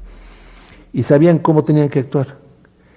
Obviamente, todos estamos molestos por esta congelación de depósitos. Esta congelación de depósitos es producto del malhadado feriado. Pero esto no le favorece en último término a la gran banca. ¿Ah? No, esto le daña a la banca. No hay peor negocio, Diego, que el que usted hace a la fuerza. Ya. Y a la banca nunca le puede interesar un feriado, porque usted rompe el corazón de su relación. ¿Cuál es el corazón de su relación? Su credibilidad, su confianza. Porque hay muchos que creen que las medidas económicas, incluso las tomadas por el presidente Maguad, en definitiva, buscan favorecer al sistema financiero nacional. Alguien tendrá que decirnos quién le propuso al presidente Maguad el feriado. Yo le puedo asegurar que la banca ecuatoriana, o por lo menos a los que yo conozco de la banca ecuatoriana, ninguno de ellos, no solo que no le propuso, sino que no hemos estado de acuerdo, porque el feriado bancario no tenía originalmente ningún sentido. No, y además volvió, como digamos, generar un problema que a lo mejor era específico, ¿no es cierto? ¿Sí o no? Y si lo era, que lo resuelvan por el lado que tenían que resolverlo. Claro. Pero no, el feriado hace daño a todo el país y por supuesto que le hace daño a la banca ecuatoriana. Señor economista, usted debe sentirse muy halagado porque hay una cantidad increíble de llamadas telefónicas. Mire usted los papelitos aquí. Un planteamiento antes de dar paso a un pequeño break comercial, ¿no? Porque tenemos que cumplir con nuestros gentiles anunciantes. Este asunto de la congelación de los depósitos bancarios tiene algunos aspectos que mueven a la duda. Quiero preguntarle, porque sé que habrá mucha gente ansiosa de escuchar su respuesta, ¿qué pasa con los depósitos offshore, por ejemplo? La señora ministra de Finanzas está diciendo que también se está analizando la posibilidad de afectar esos depósitos que entiende están bajo una jurisdicción y una soberanía ajenas a la del país, por favor. Bueno, ahí se está manejando individualmente los casos. Son operaciones que están bajo jurisdicciones internacionales, pero con toda esta decisión de las autoridades ecuatorianas del feriado y todo, les han afectado a esas instituciones porque algunos depositantes también son ecuatorianas y algunas empresas deudoras de esa banca también son ecuatorianos. No todos, pero algunos sí lo son. Entonces la solución va por el camino de ir encontrando fórmulas alternativas que le vuelvan a dar la rutina, la normalidad a la transacción los offshore. fondos offshore, aquellos que se colocan a través de bancos locales en el exterior, ¿esos fondos pudieran ser legítimamente afectados? Me parece que no. Yo diría no, Diego. Desde el punto de vista estrictamente jurídico, no. Desde el punto de vista, en este momento económico, el offshore, igual que cualquier otro tipo de institución internacional, cuando a usted le dan un golpe como el que dieron con el feriado, al offshore hay que darle un tiempo para que simplemente pueda reordenar sus cuentas y esa es una operación absolutamente viable. Pero yo creo que está garantizado la viabilidad y la seriedad de muchas de las offshore ecuatorianas. Ahora, he llegado a escuchar, y con esto marcamos una pausa, Edison, he llegado a escuchar, señor economista, usted sabe, pues ahora hay una ola de rumores de que algunos bancos, si bien han operado con estas cuentas offshore, los fondos no han salido del país y han sido utilizados acá.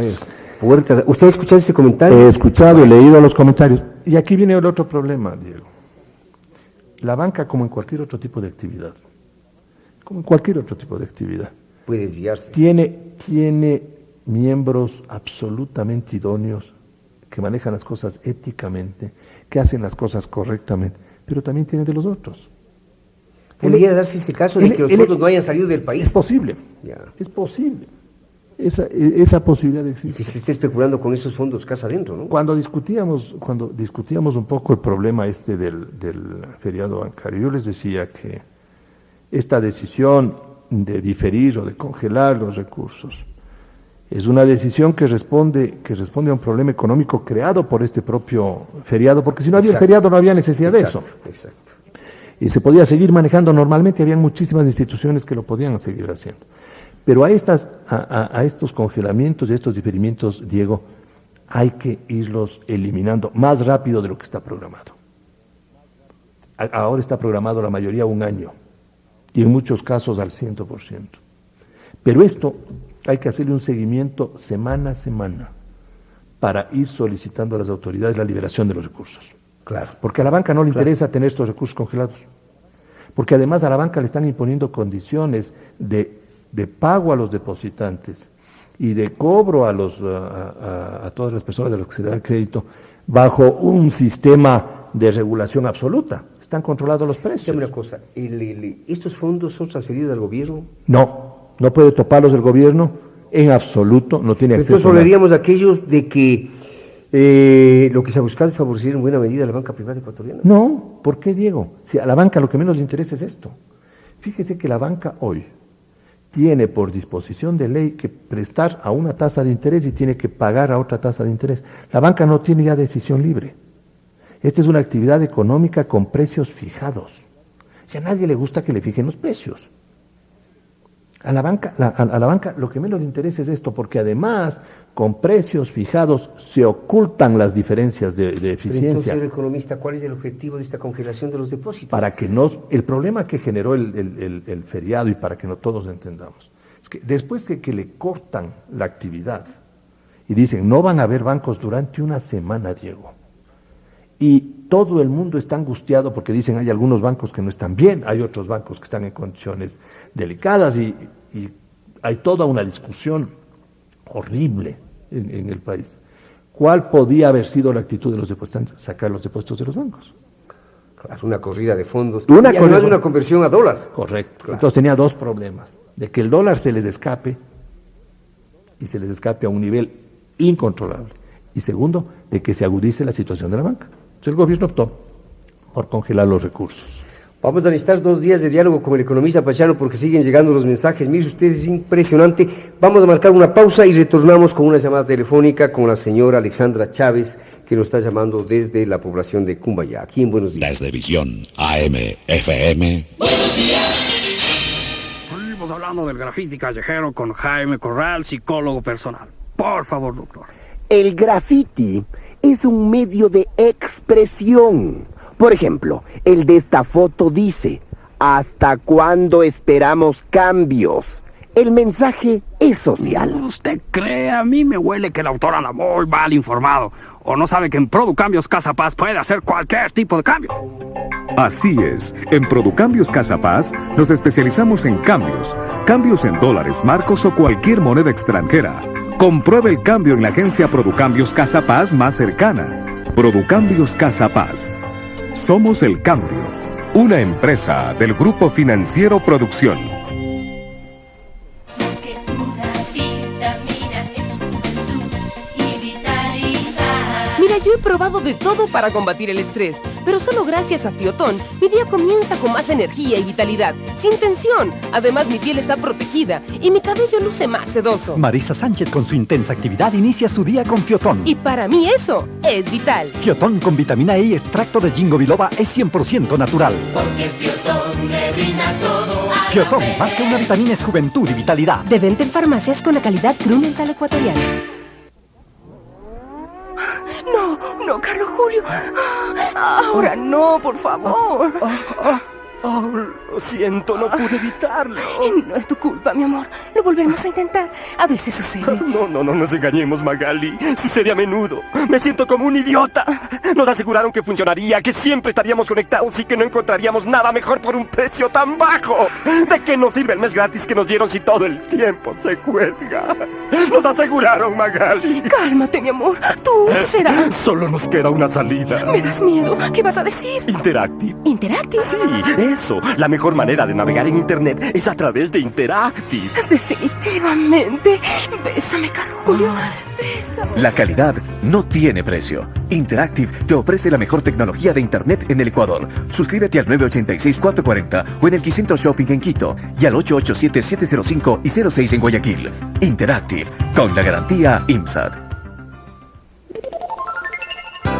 Buenos días, estamos de vuelta.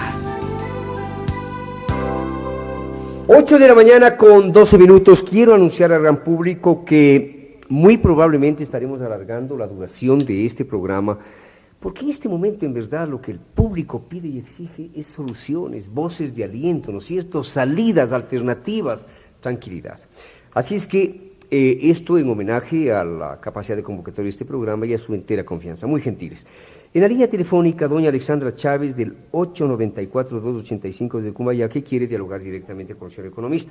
Doña Alexandra, buenos días, nos sentimos muy honrados con su llamada telefónica. Usted sabe que las premisas son muy simples, un mensaje breve, corto, de profundo respeto para el señor entrevistado, para el programa y para todos quienes nos escuchan. Doña Alexandra, buenos días, el economista Pachano y el programa le escuchan con la mayor atención. Adelante. Buenos días a los ecuatorianos y a las personas que están en el programa. Mire, mi comentario es el siguiente. Los ecuatorianos aún no han aprendido que el Ecuador está literalmente en quiebra. Todos deberíamos contribuir y no solo acusar al presidente o al gobierno. El gobierno en general para mí ha tomado las medidas correctas porque ya no existe dinero de dónde tomar mano para la supervivencia del Estado. Los ecuatorianos se han colapsado todos porque están en huelgas, y no han adoptado, ni siquiera reconocen que este país está en quiebra. Cuando uno reconoce la realidad de un país, es el primer paso para salir adelante. Reconocerlo significa partir de la realidad. Cuando uno reconoce que algo está mal, debe comenzar a mejorarlo y no renegar de ello. Y los ecuatorianos todos reniegan. La clase oligarca, pienso yo, mejor dicho, los más pudientes del Ecuador, el gobierno debería adoptar un sistema de impuestos por un mínimo de un 40 o 50% de impuesto a la renta, que yo estoy segura que de la clase más pudiente se negarían a pagarlo. El gobierno como tal, cualquiera sea el gobernante de turno, los políticos, las personas que están a cargo de los ministerios del Estado, deberían evitar la corrupción, pero eso es literalmente una idiosincrasia de nuestro país. Una vez que se curen las dos partes, que la parte más poderosa comprenda que solo a través de los impuestos se puede fomentar una industria nacional para que nos permita a nosotros ser nosotros mismos, creer en nosotros mismos para poder vivir y no vivir al amparo de préstamos de otros lados que se vuelven vergonzosos sin siquiera llegar a poder pagarlos, mucho menos solventarnos nosotros mismos. Cuando un país pueda generar una riqueza que le permita exportar, dar más, vender más que comprar, nosotros todo lo compramos, porque no creemos en nosotros mismos, no fomentamos nuestra propia industria. Una vez que el país comprenda que no debe desde el sector público echar mano a los dineros que no le corresponden y desde las esferas más altas comprenda que debe pagar lo más posible para que todo el país se alimente, para que todo el país se eduque, solo entonces se puede sobrevivir a una crisis como esta. Otros países ya lo han hecho. Corea, por ejemplo, hace 40 años tenía una reserva económica 3 veces menor a la del Ecuador. Y miren cómo está Corea. Los países nórdicos han probado que a través de un impuesto elevadísimo se puede generar la mayor prosperidad para la mayor parte de la población. ¿Por qué nosotros tenemos siempre que echar la bola al presidente y culparle? El presidente en el momento actual solamente está recibiendo los golpes más duros de toda la corrupción anterior, no de 1 año, ni de 2, ni de 3, sino de media década. ¿Cómo se puede culpar a un presidente o a un gobierno de turno? Todos los políticos están hablando en la televisión diciendo que todo está muy mal, pero ninguno ha dicho una solución. ¿Cuál es la solución? Realmente el programa se felicita de la intervención de doña Alexandra Chávez, una intervención llena de sabiduría, de sensatez, de recta intención, de buena voluntad. Un comentario suyo, señor economista. Decir que me alegra muchísimo escuchar esa opinión. La suscribo, la apoyo, la respaldo, porque va en la línea de lo que estamos pidiendo, racionalizar nuestra discusión, objetivizarla, aterrizarla en el problema que tenemos. Exacto. Y exigir soluciones alternativas. Me parece que tiene toda la razón la señora Alexandra Chávez. Tiene toda la razón y espero que muchas personas que tienen responsabilidad pública la hayan escuchado. Qué bien, este es el programa Buenos Días. Muchísimas llamadas telefónicas del señor Juan Fernández del 236-758. Dice que el economista Pachano es de las pocas personas que brindan confianza y credibilidad a la ciudadanía, mientras las autoridades monetarias actuales no tienen credibilidad. Nadie cree en ellos. Le agradezco el comentario, pero la verdad es que precisamente hay que respaldar a las autoridades. Hay que entenderles las dificultades que han tenido, las limitaciones con las que están trabajando. Y les demos opciones, les demos alternativas. Yo creo, por ejemplo, que hay que volver a evaluar el tema del congelamiento de depósitos, porque me parece que hay algunas cosas que tienen ya que empezar a cambiarse. Ejemplo, me parece que los depósitos de ahorro en dólares que están congelados en el 100%, debería estudiarse ya un descongelamiento parcial. Creo que hay que bajar el plazo del congelamiento de los depósitos de ahorro en sucres también. Así es, exactamente. Creo que hay que ir abriendo ventanas de oxigenación a este problema. Exacto. A nadie le interesa una relación obligada. A nadie le gusta que le digan... Intencionar la relación entre cliente y banco, ¿no? Claro, el cliente tiene todo el derecho para escoger con quién quiere trabajar. Y este congelamiento va en contra de ese legítimo derecho. Por eso es que estos feriados que son hechos en Argentina, exacto, para argentinos, y al traernos acá al Ecuador nos hacen tanto daño, porque va en contra de lo que nosotros queremos hacer. Nosotros queremos hacer una economía en donde la persona tenga libertad. Y porque rompen la credibilidad del cliente con el banco, ¿no? Yo personalmente haré todos mis esfuerzos para apoyar a que vayamos liberalizando estos recursos, tan pronto como podamos, que no se cumplan estos plazos. Tomo la palabra, señor. Por supuesto, Diego. Y hay que darle, es que hay que cambiar el ánimo de todos, Diego. Hoy estamos con el ánimo contra el suelo y contra señor el suelo nadie hace nada. Muchas llamadas telefónicas y me place por usted y por el programa, no faltaba más. Del señor Patricio Rojas, del 506-263, con un saludo muy respetuoso para usted, le pregunta si los bancos y el sistema financiero en general estarían dispuestos a sacrificar sus utilidades millonarias para solucionar la crisis del país. Por supuesto, todos tienen que contribuir, no solo los bancos. No solo los bancos, todos tienen que estar listos a contribuir. Y por eso es que le decía a Diego hace un momento que hay que reestudiar todo este sistema de contribución, de tributos, porque el principio básico, y usted me ha escuchado varias oportunidades, el principio es: todos los ecuatorianos, sin excepción alguna, debemos pagar impuestos y en proporción a lo que ganamos. Y los bancos no tienen que ser excepción. No tienen que ser excepción. Le propongo lo siguiente: como hay tanta llamada telefónica, vamos a tratar de procesar todas las llamadas, ya sea vía mensaje o vía contacto directo con el oyente, con respuestas incluso más breves que las actuales, ¿no? Bueno, tengo tantas llamadas. Si se puede congelar el dólar para sanear el problema de los transportistas. No hay cómo congelar el dólar. Eso sería establecer un subsidio. Y hay que preguntar, ¿quién quiere pagar el subsidio? El Estado no tiene recursos. ¿Quién le va a pagar eso? El señor Mauricio Narváez Álvarez acaba de enviarnos un fax.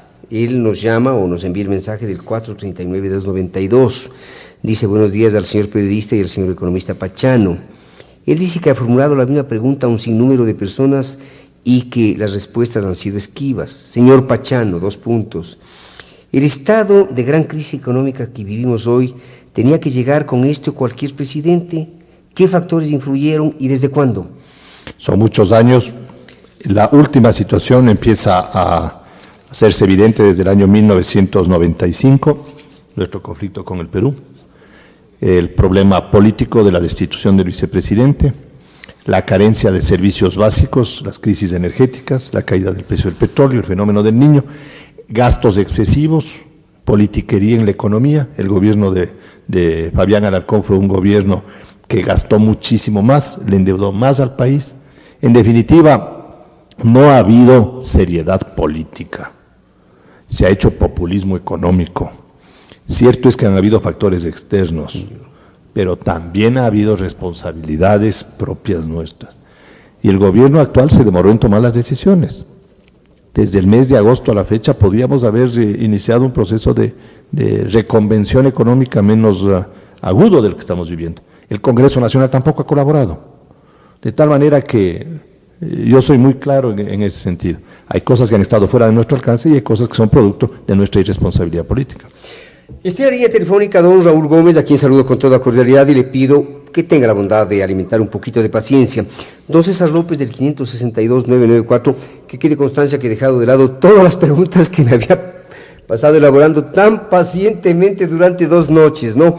Don César López le pregunta que cómo se va a proceder para reabrir las cuentas corrientes en el Produbanco en el caso de que debido al congelamiento de parte de los fondos, un cheque girado con anterioridad se diga que no tiene fondos. No se le va a cerrar la cuenta porque la disposición dice que si un cheque ha sido girado y hay fondos congelados o invertidos a un año, se devolverá el cheque con una nota que diga no tiene fondos disponibles por congelamiento dispuesto en el decreto 685. Sin embargo, conforme vayamos normalizando las actividades, se irán buscando mecanismos de solución de estos problemas en condiciones que sean absolutamente equitativas a las que está recibiendo el cliente. En otras palabras, no se tiene que abusar de la condición. Buenos días del señor economista Abelardo Pachano, gerente general del Produbanco, expresidente de la Junta Monetaria, analista económico. Mira estas lindas propuestas del señor Guillermo Flores, del 603-621, con un saludo muy cordial para usted. Él dice que es una persona discapacitada y piensa que la solución no es aumentar el bono de la solidaridad a 150,000 sucres, sino que se creen microempresas para que se dé empleos a los discapacitados, para que sean útiles a la sociedad. ¡Qué linda propuesta! Su comentario, señor economista. Sí, esa debe ser una de las líneas de acción de política de política económica que tiene gran contenido social. Por ejemplo, en todas las empresas industriales que un porcentaje sea con discapacitados. Pero eso hay que hacerlo dentro de un contexto económico global que nos genere confianza. Si no, no hacemos nada. Me parece una buena opción, pero irá germinando conforme pase el tiempo. Señor Gómez, en la línea telefónica, don Raúl Gómez, del 405-310. Mensaje breve, pregunta formulada con el mayor decoro para nuestro entrevistado, para el programa y para todo el país. Le escuchamos, señor Gómez. Buenos días, bienvenido. Muy buenos días, economista Pachano. La credibilidad del país está por los suelos. Hay una crisis económica, fiscal, una crisis moral, pero sobre todo comencemos por la crisis de corrupción moral. El país necesita más transparencia en nuestra manera de actuar y en nuestra manera de ser. Debido a este contexto de corrupción moral, no ha habido transparencia en la actitud de los gobernantes desde hace muchísimos años. Esto se refleja, por ejemplo, en un comentario en cadena nacional de televisión del señor Nebot, con documentos en mano, que manifiesta y prueba la decisión de las altas autoridades económicas en el feriado pasado, en el feriado bancario obligatorio, para favorecer a una institución bancaria en problemas. Es verdad lo que dice el economista Pachano, que en general el feriado bancario, las retenciones de las cuentas y estas otras medidas adoptadas perjudican a la banca en general. Esto es a la banca que está bien y que no tiene problemas. Pero ¿por qué se tiene que meter en un solo fardo a toditos los bancos, estén bien o estén mal, sin transparencia, sin decir cuál es el que esté en problemas? Porque los problemas que se ocasionan, el lío que causan es a toda la gente, a todos los bancos, a los bancos que están bien, que están pagando los platos rotos en lugar de las instituciones a las que debería aplicarse la ley con mano dura. Esa es mi pregunta. ¿Por qué hay tanta crisis de credibilidad? ¿Por qué no hay transparencia dentro del mismo sistema financiero, señores? Eso nada más es mi inquietud. Muy gentil y gracias por la educación con que se ha dirigido a la audiencia el señor Raúl Gómez. Señor economista. El señor Gómez topa un punto neurálgico de la realidad ecuatoriana: la ética, la moral, los principios básicos. Es un país en donde la corrupción se ha extendido como una mancha de aceite y ha contaminado a muchas actividades públicas y privadas. Así como hay empresarios honestos, también hay empresarios deshonestos. Así como hay empresarios que pagan tributos, los hay aquellos que lo evaden. Las bahías en Guayaquil, hay piales en Quito y muchas otras instituciones que inclusive aparentan ser formales, nunca pagan los tributos. Igual en la actividad pública hay empleados públicos honrados, honestos, preparados, y también hay de los otros. Pero la verdad es que el problema de la ética es un problema serio. Y las cosas en el Ecuador se ocultan porque precisamente no hay ética. Y no se quieren decir las cosas como son. La banca tiene la obligación de presentar sus informaciones, de hacerlas públicas. La ley actual le determina al superintendente de bancos la obligación de publicar los resultados de trabajo de la banca. La ley le da al depositante el derecho de pedir información y le obliga a la superintendencia de bancos a entregar esta información. Las autoridades de control tienen la responsabilidad de ejecutar esa ley, pero si la ley queda solo escrita, en realidad se convierte en disposición muerta. El Ecuador tiene que organizarse políticamente con mayor responsabilidad. Yo he dicho en muchas oportunidades que no se trata de crear más leyes, porque si no hay principios éticos, ¿para qué? ¿O de qué nos sirven las leyes? Pero creo que vamos a tener que dirigirnos con mucha fuerza hacia la creación de leyes punitivas.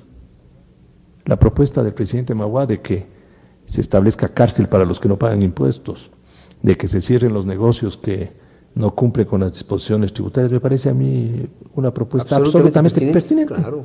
Vamos en la ley, si no entendemos por las buenas, entendamos por las malas.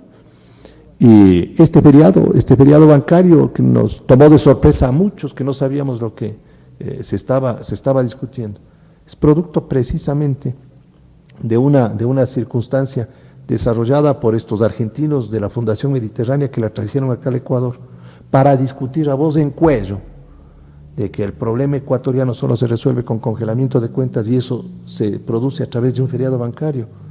Hay que destapar toda esta discusión para que el país sepa quiénes lo promovieron y por qué lo promovieron. El programa se congratula de haber invitado este día al señor economista Abelardo Pachano. La prueba es la respuesta del gran público a través de innumerables llamadas telefónicas.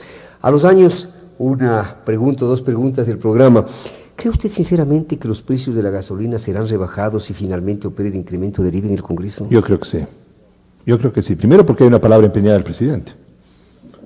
Ya no podríamos los ecuatorianos decir, mire, el presidente nos dijo que va a bajar el precio de los combustibles si sube el IVA y después no nos baje el precio de los combustibles. Pero no va a bajar a los niveles anteriores, siempre va a quedar un remanente a favor del gobierno. Es decir, no nos engañemos tampoco, Diego. Va a haber una reducción, pero no quiere decir una eliminación de la decisión. En lugar de que esté a 23,000 la extra, bajará yo no sé a qué precio, pero no al que estaba antes, porque con el IVA no se resuelve el problema total. Se aminora o se atenúa el impacto de los combustibles, pero que va a haber y que va a continuar los combustibles subiendo mensualmente también es otra realidad. E indexados al dólar. Claro, porque así está aprobado por el presupuesto además.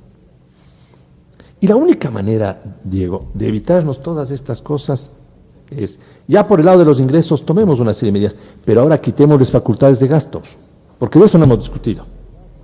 Hemos discutido de congelar gastos, les hemos puesto con nivel de sueldos casi de miseria a muchos profesionales en el sector público. Y eso a mí también me molesta, porque el día de mañana queremos servicios públicos eficientes y pagamos 1 millón de sucres a un profesional que tiene posgrado en el exterior. No. De eso hablábamos el otro día vía telefónica con el señor economista Abelardo Esta Pachano. desnaturalización de lo que llaman la burocracia dorada. Yo estoy en contra de esas contrataciones colectivas excesivas con esas indemnizaciones brutales, pero yo no estoy a favor de limitar una buena remuneración para tener un buen profesional en el sector público.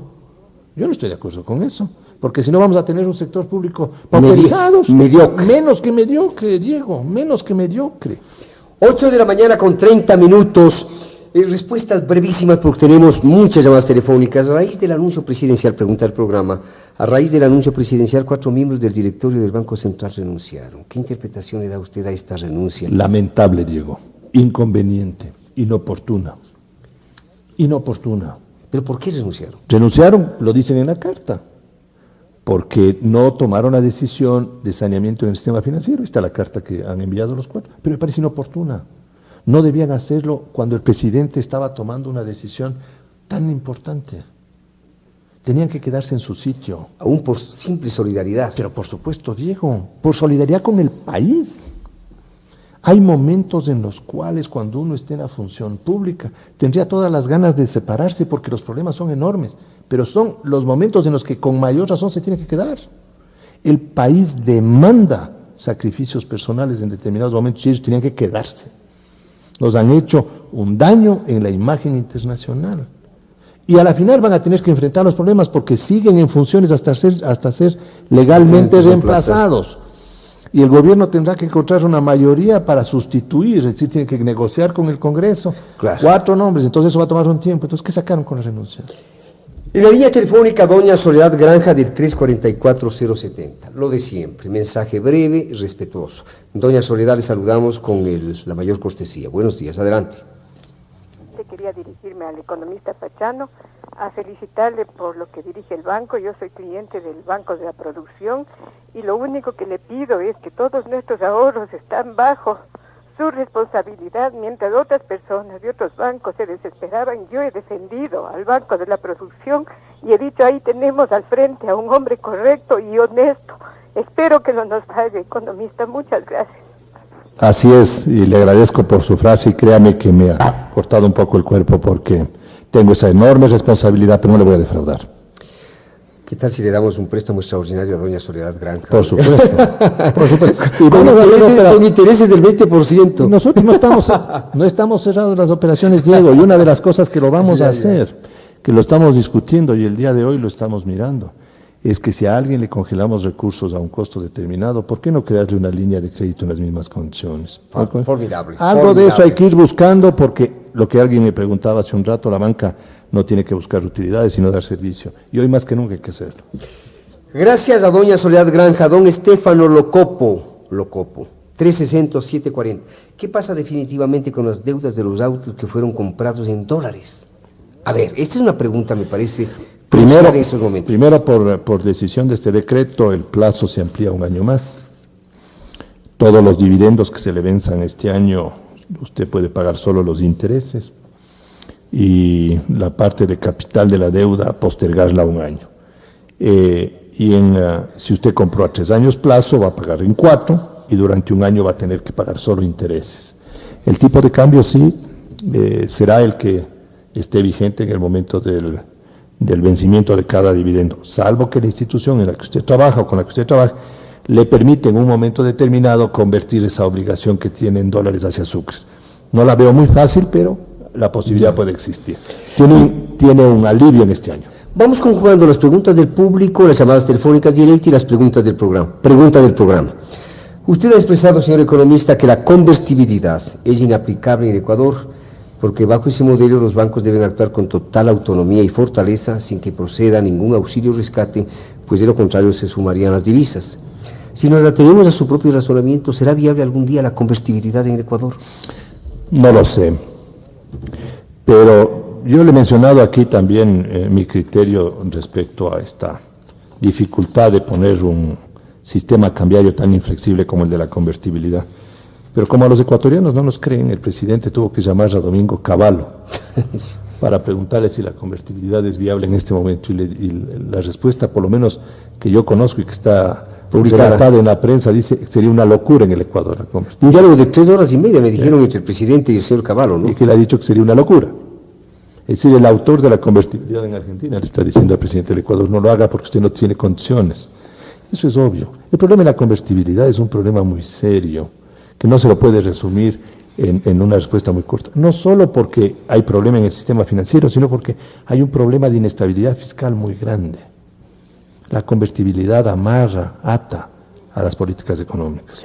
El señor ingeniero Carlos Chávez, del 530-308, le pregunta muy comedidamente si a usted le parece justo que se pague el 20% en cuentas de ahorros, mientras los créditos bancarios están al 52%. Preguntas pertinentes, con una gran lógica. ¿Cuánto se pagaba antes en cuentas corrientes? Se pagaba 10%. Esos fondos estaban estabilizados en la banca. Hoy día, como consecuencia de este malhadado feriado, han tenido que tomar las autoridades la decisión de congelar a la fuerza las cuentas corrientes. Pero antes pagaban el 10%. Y yo creo que mientras más rápido se descongelen las cuentas para que todo el mundo vuelva a tener la disponibilidad, mejor. Porque también a la banca le van a dejar en libertad de fijar las condiciones con cada uno de sus clientes, tanto para captar como para prestar. El problema que tiene es que la gran mayoría de los recursos captados son pólizas de acumulación, y en pólizas de acumulación van a pagar el 40%, y sobre eso el Banco Central tiene un encaje, Diego, del 16%. Entonces, sobre los depósitos monetarios, sobre los depósitos de ahorro, sobre las pólizas, el 16% de lo que entregan los clientes van al Banco Central a depositarse en calidad de encaje, de tal manera que el costo real, solo por el encaje, es mucho más alto. En Buenos Días, un diálogo que consideramos sinceramente, objetivamente, es de enorme provecho para el país. La prueba es las incontables llamadas telefónicas. Esta pregunta del programa le demuestra a usted pues la memoria que tiene el programa, señor economista. ¿Es usted partidario de un control cambiario más eficaz como el que se aplicó durante su gestión como presidente de la Junta Monetaria en el gobierno del doctor Borja? No. Nosotros desde el gobierno de Osvaldo Hurtado, que afrontamos una crisis enorme en el sector externo, le dijimos al país, y eso fue el año 1981-82, que era necesario transitar hacia otra estrategia de desarrollo, otro modelo, un modelo de mayor competitividad, en donde el mercado sea mucho más abierto, mucho más transparente y regulado para evitar que hayan gestiones monopólicas que le alteren al mercado. Y así fuimos trabajando en el gobierno de Osvaldo Hurtado y luego en el gobierno de Rodrigo Borja, cuando contribuimos con él, impulsamos esa línea. No hay cómo regresarla. El control cambiario es antihistórico en este momento. El Ecuador es miembro de la Organización Mundial de Comercio y consecuentemente el dólar está flotando. Ha garantizado la libertad de mercado. Claro. En comercio exterior, en la parte financiera, de tal manera que todos aquellos que estaban pensando en la incautación de dólares estaban pensando en una hipótesis absurda. Pregunta del programa, y vamos luego a otra llamada telefónica. Si desde octubre del año pasado los bancos estaban desencajados, ¿por qué se esperó tanto tiempo para corregir un problema estructural que ha desembocado en una crisis sin precedentes en la historia ecuatoriana? Bueno, no estaban desencajados todos los bancos, habían bancos con problemas de liquidez, pero no todos. Y de hecho, de la fecha que está mencionando Diego al día actual, lo que se han producido es el saneamiento de 6 instituciones, que eran las que estaban con problemas. Filambanco, que era uno de los que ocasionaba que ese indicador asome de esa manera, y las otras 5 instituciones, la Mutualista Previsión y Seguridad, y los 4 bancos, el Banco de Tungurahua, y ya no me acuerdo cuáles más, que eran los que estaban ocasionando eso. Entonces, un proceso de saneamiento que se ha dado en el sistema financiero.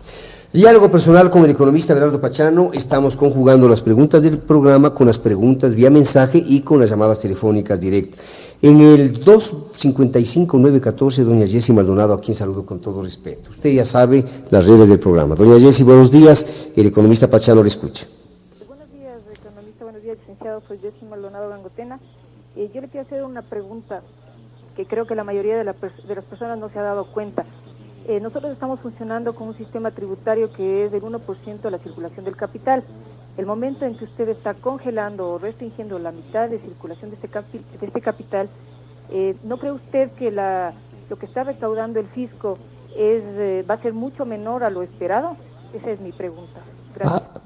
Por supuesto, su reflexión es absolutamente cierta.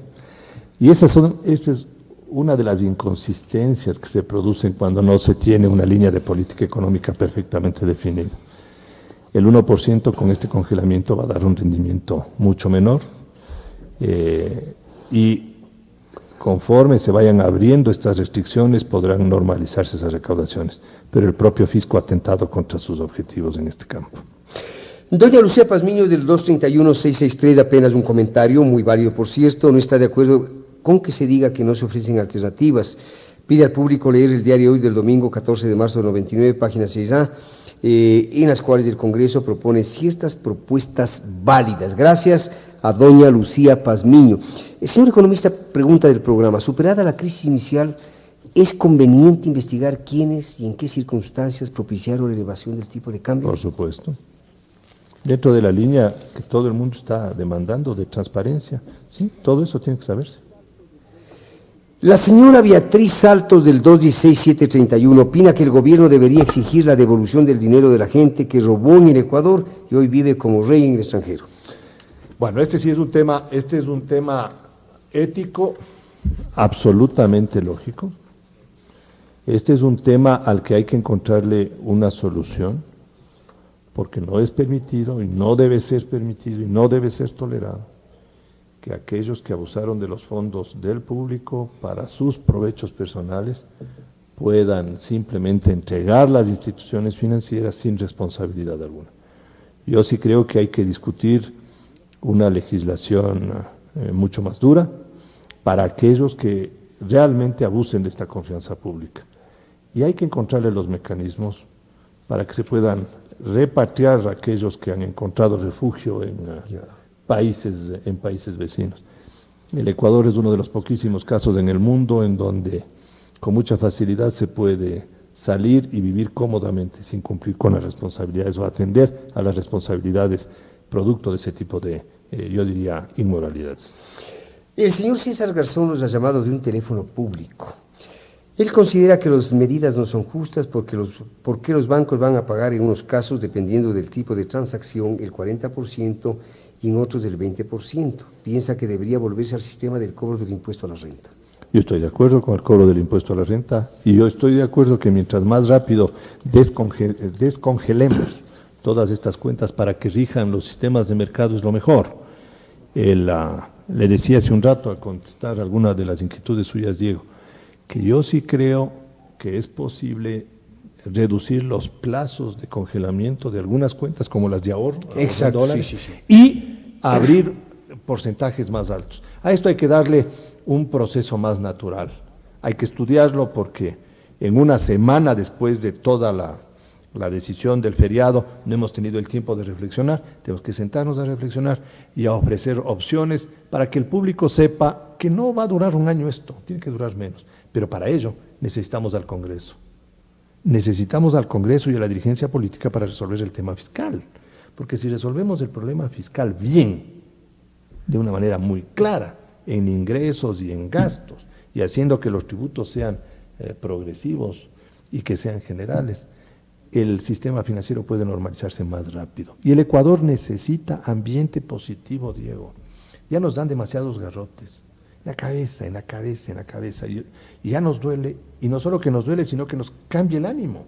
¿Quién está pensando hoy en invertir? ¿Quién está en producir? No, hoy estamos todos pensando ¿qué pasará políticamente hoy día?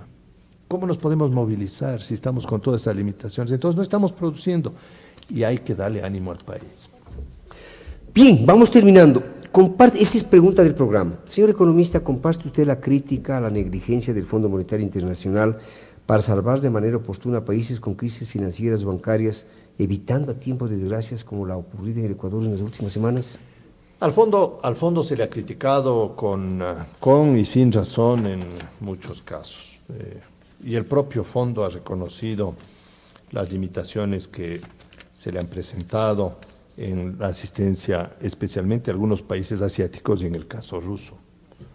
Pero también los problemas en esas regiones y en esos países han sido derivados de la irresponsabilidad o de la inacción política. El caso ruso es el más evidente. Le dieron todo el dinero inicial por parte del fondo sobre la base de un compromiso de reforma económica asumida por el presidente Yeltsin.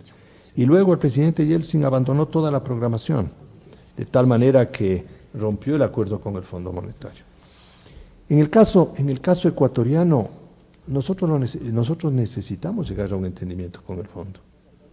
Y yo no estoy de acuerdo con aquella frase que interrumpo. ¿Usted cree que ese acuerdo será posible? Porque el gobierno dice que sí, pero en las el fondo dice que no. No, en las condiciones actuales, el fondo, anoche el director gerente del fondo en Camdesus lo dijo con mucha claridad: mientras ustedes no tengan un acuerdo político, nosotros no les podemos ayudar. ¿Cómo nos va a ayudar el fondo? Si ve que aquí hay una pelea pero terrible, perros y gatos, entre el gobierno, el Congreso, entre unos partidos contra otros partidos, entre unos frentes empresariales con otros frentes empresariales, los sindicatos. Entonces, bueno, todo el mundo pelea con todo el mundo. Entonces dicen, vea, pónganse primero ustedes de acuerdo para nosotros poder ayudarles. Entonces, yo creo que si resolvemos internamente los problemas fiscal, el financiero y el externo, y le damos otro horizonte, el acuerdo con el fondo es viable. Pero tenemos que negociar entre nosotros. Diálogo personal con Abelardo Pachano. El señor Marcos Recalde del 246-316, él dice que el Estado cuenta con 3.100 millones de dólares. ¿Qué pasaría si trabaja solo con este presupuesto? ¿Si esto es factible o no? No es factible. Los 3.000 millones ni para la cobertura de sus necesidades diarias. Ni para gasto corriente. Ni para gasto corriente. Mire, para la reflexión del señor, todo lo que recibe el Estado de tributos, el hoy eliminado impuesto a la renta, el 1%, el IVA, los aranceles, los impuestos especiales a los cigarrillos y los licores, y no sé si se me escapa alguno, y lo de la gasolina, eso no cubre los gastos corrientes del Estado, no cubre. No llega a cubrir. Entonces, a eso súmele todo lo que es servicio de deuda, inversión pública, y contribuciones a los municipios.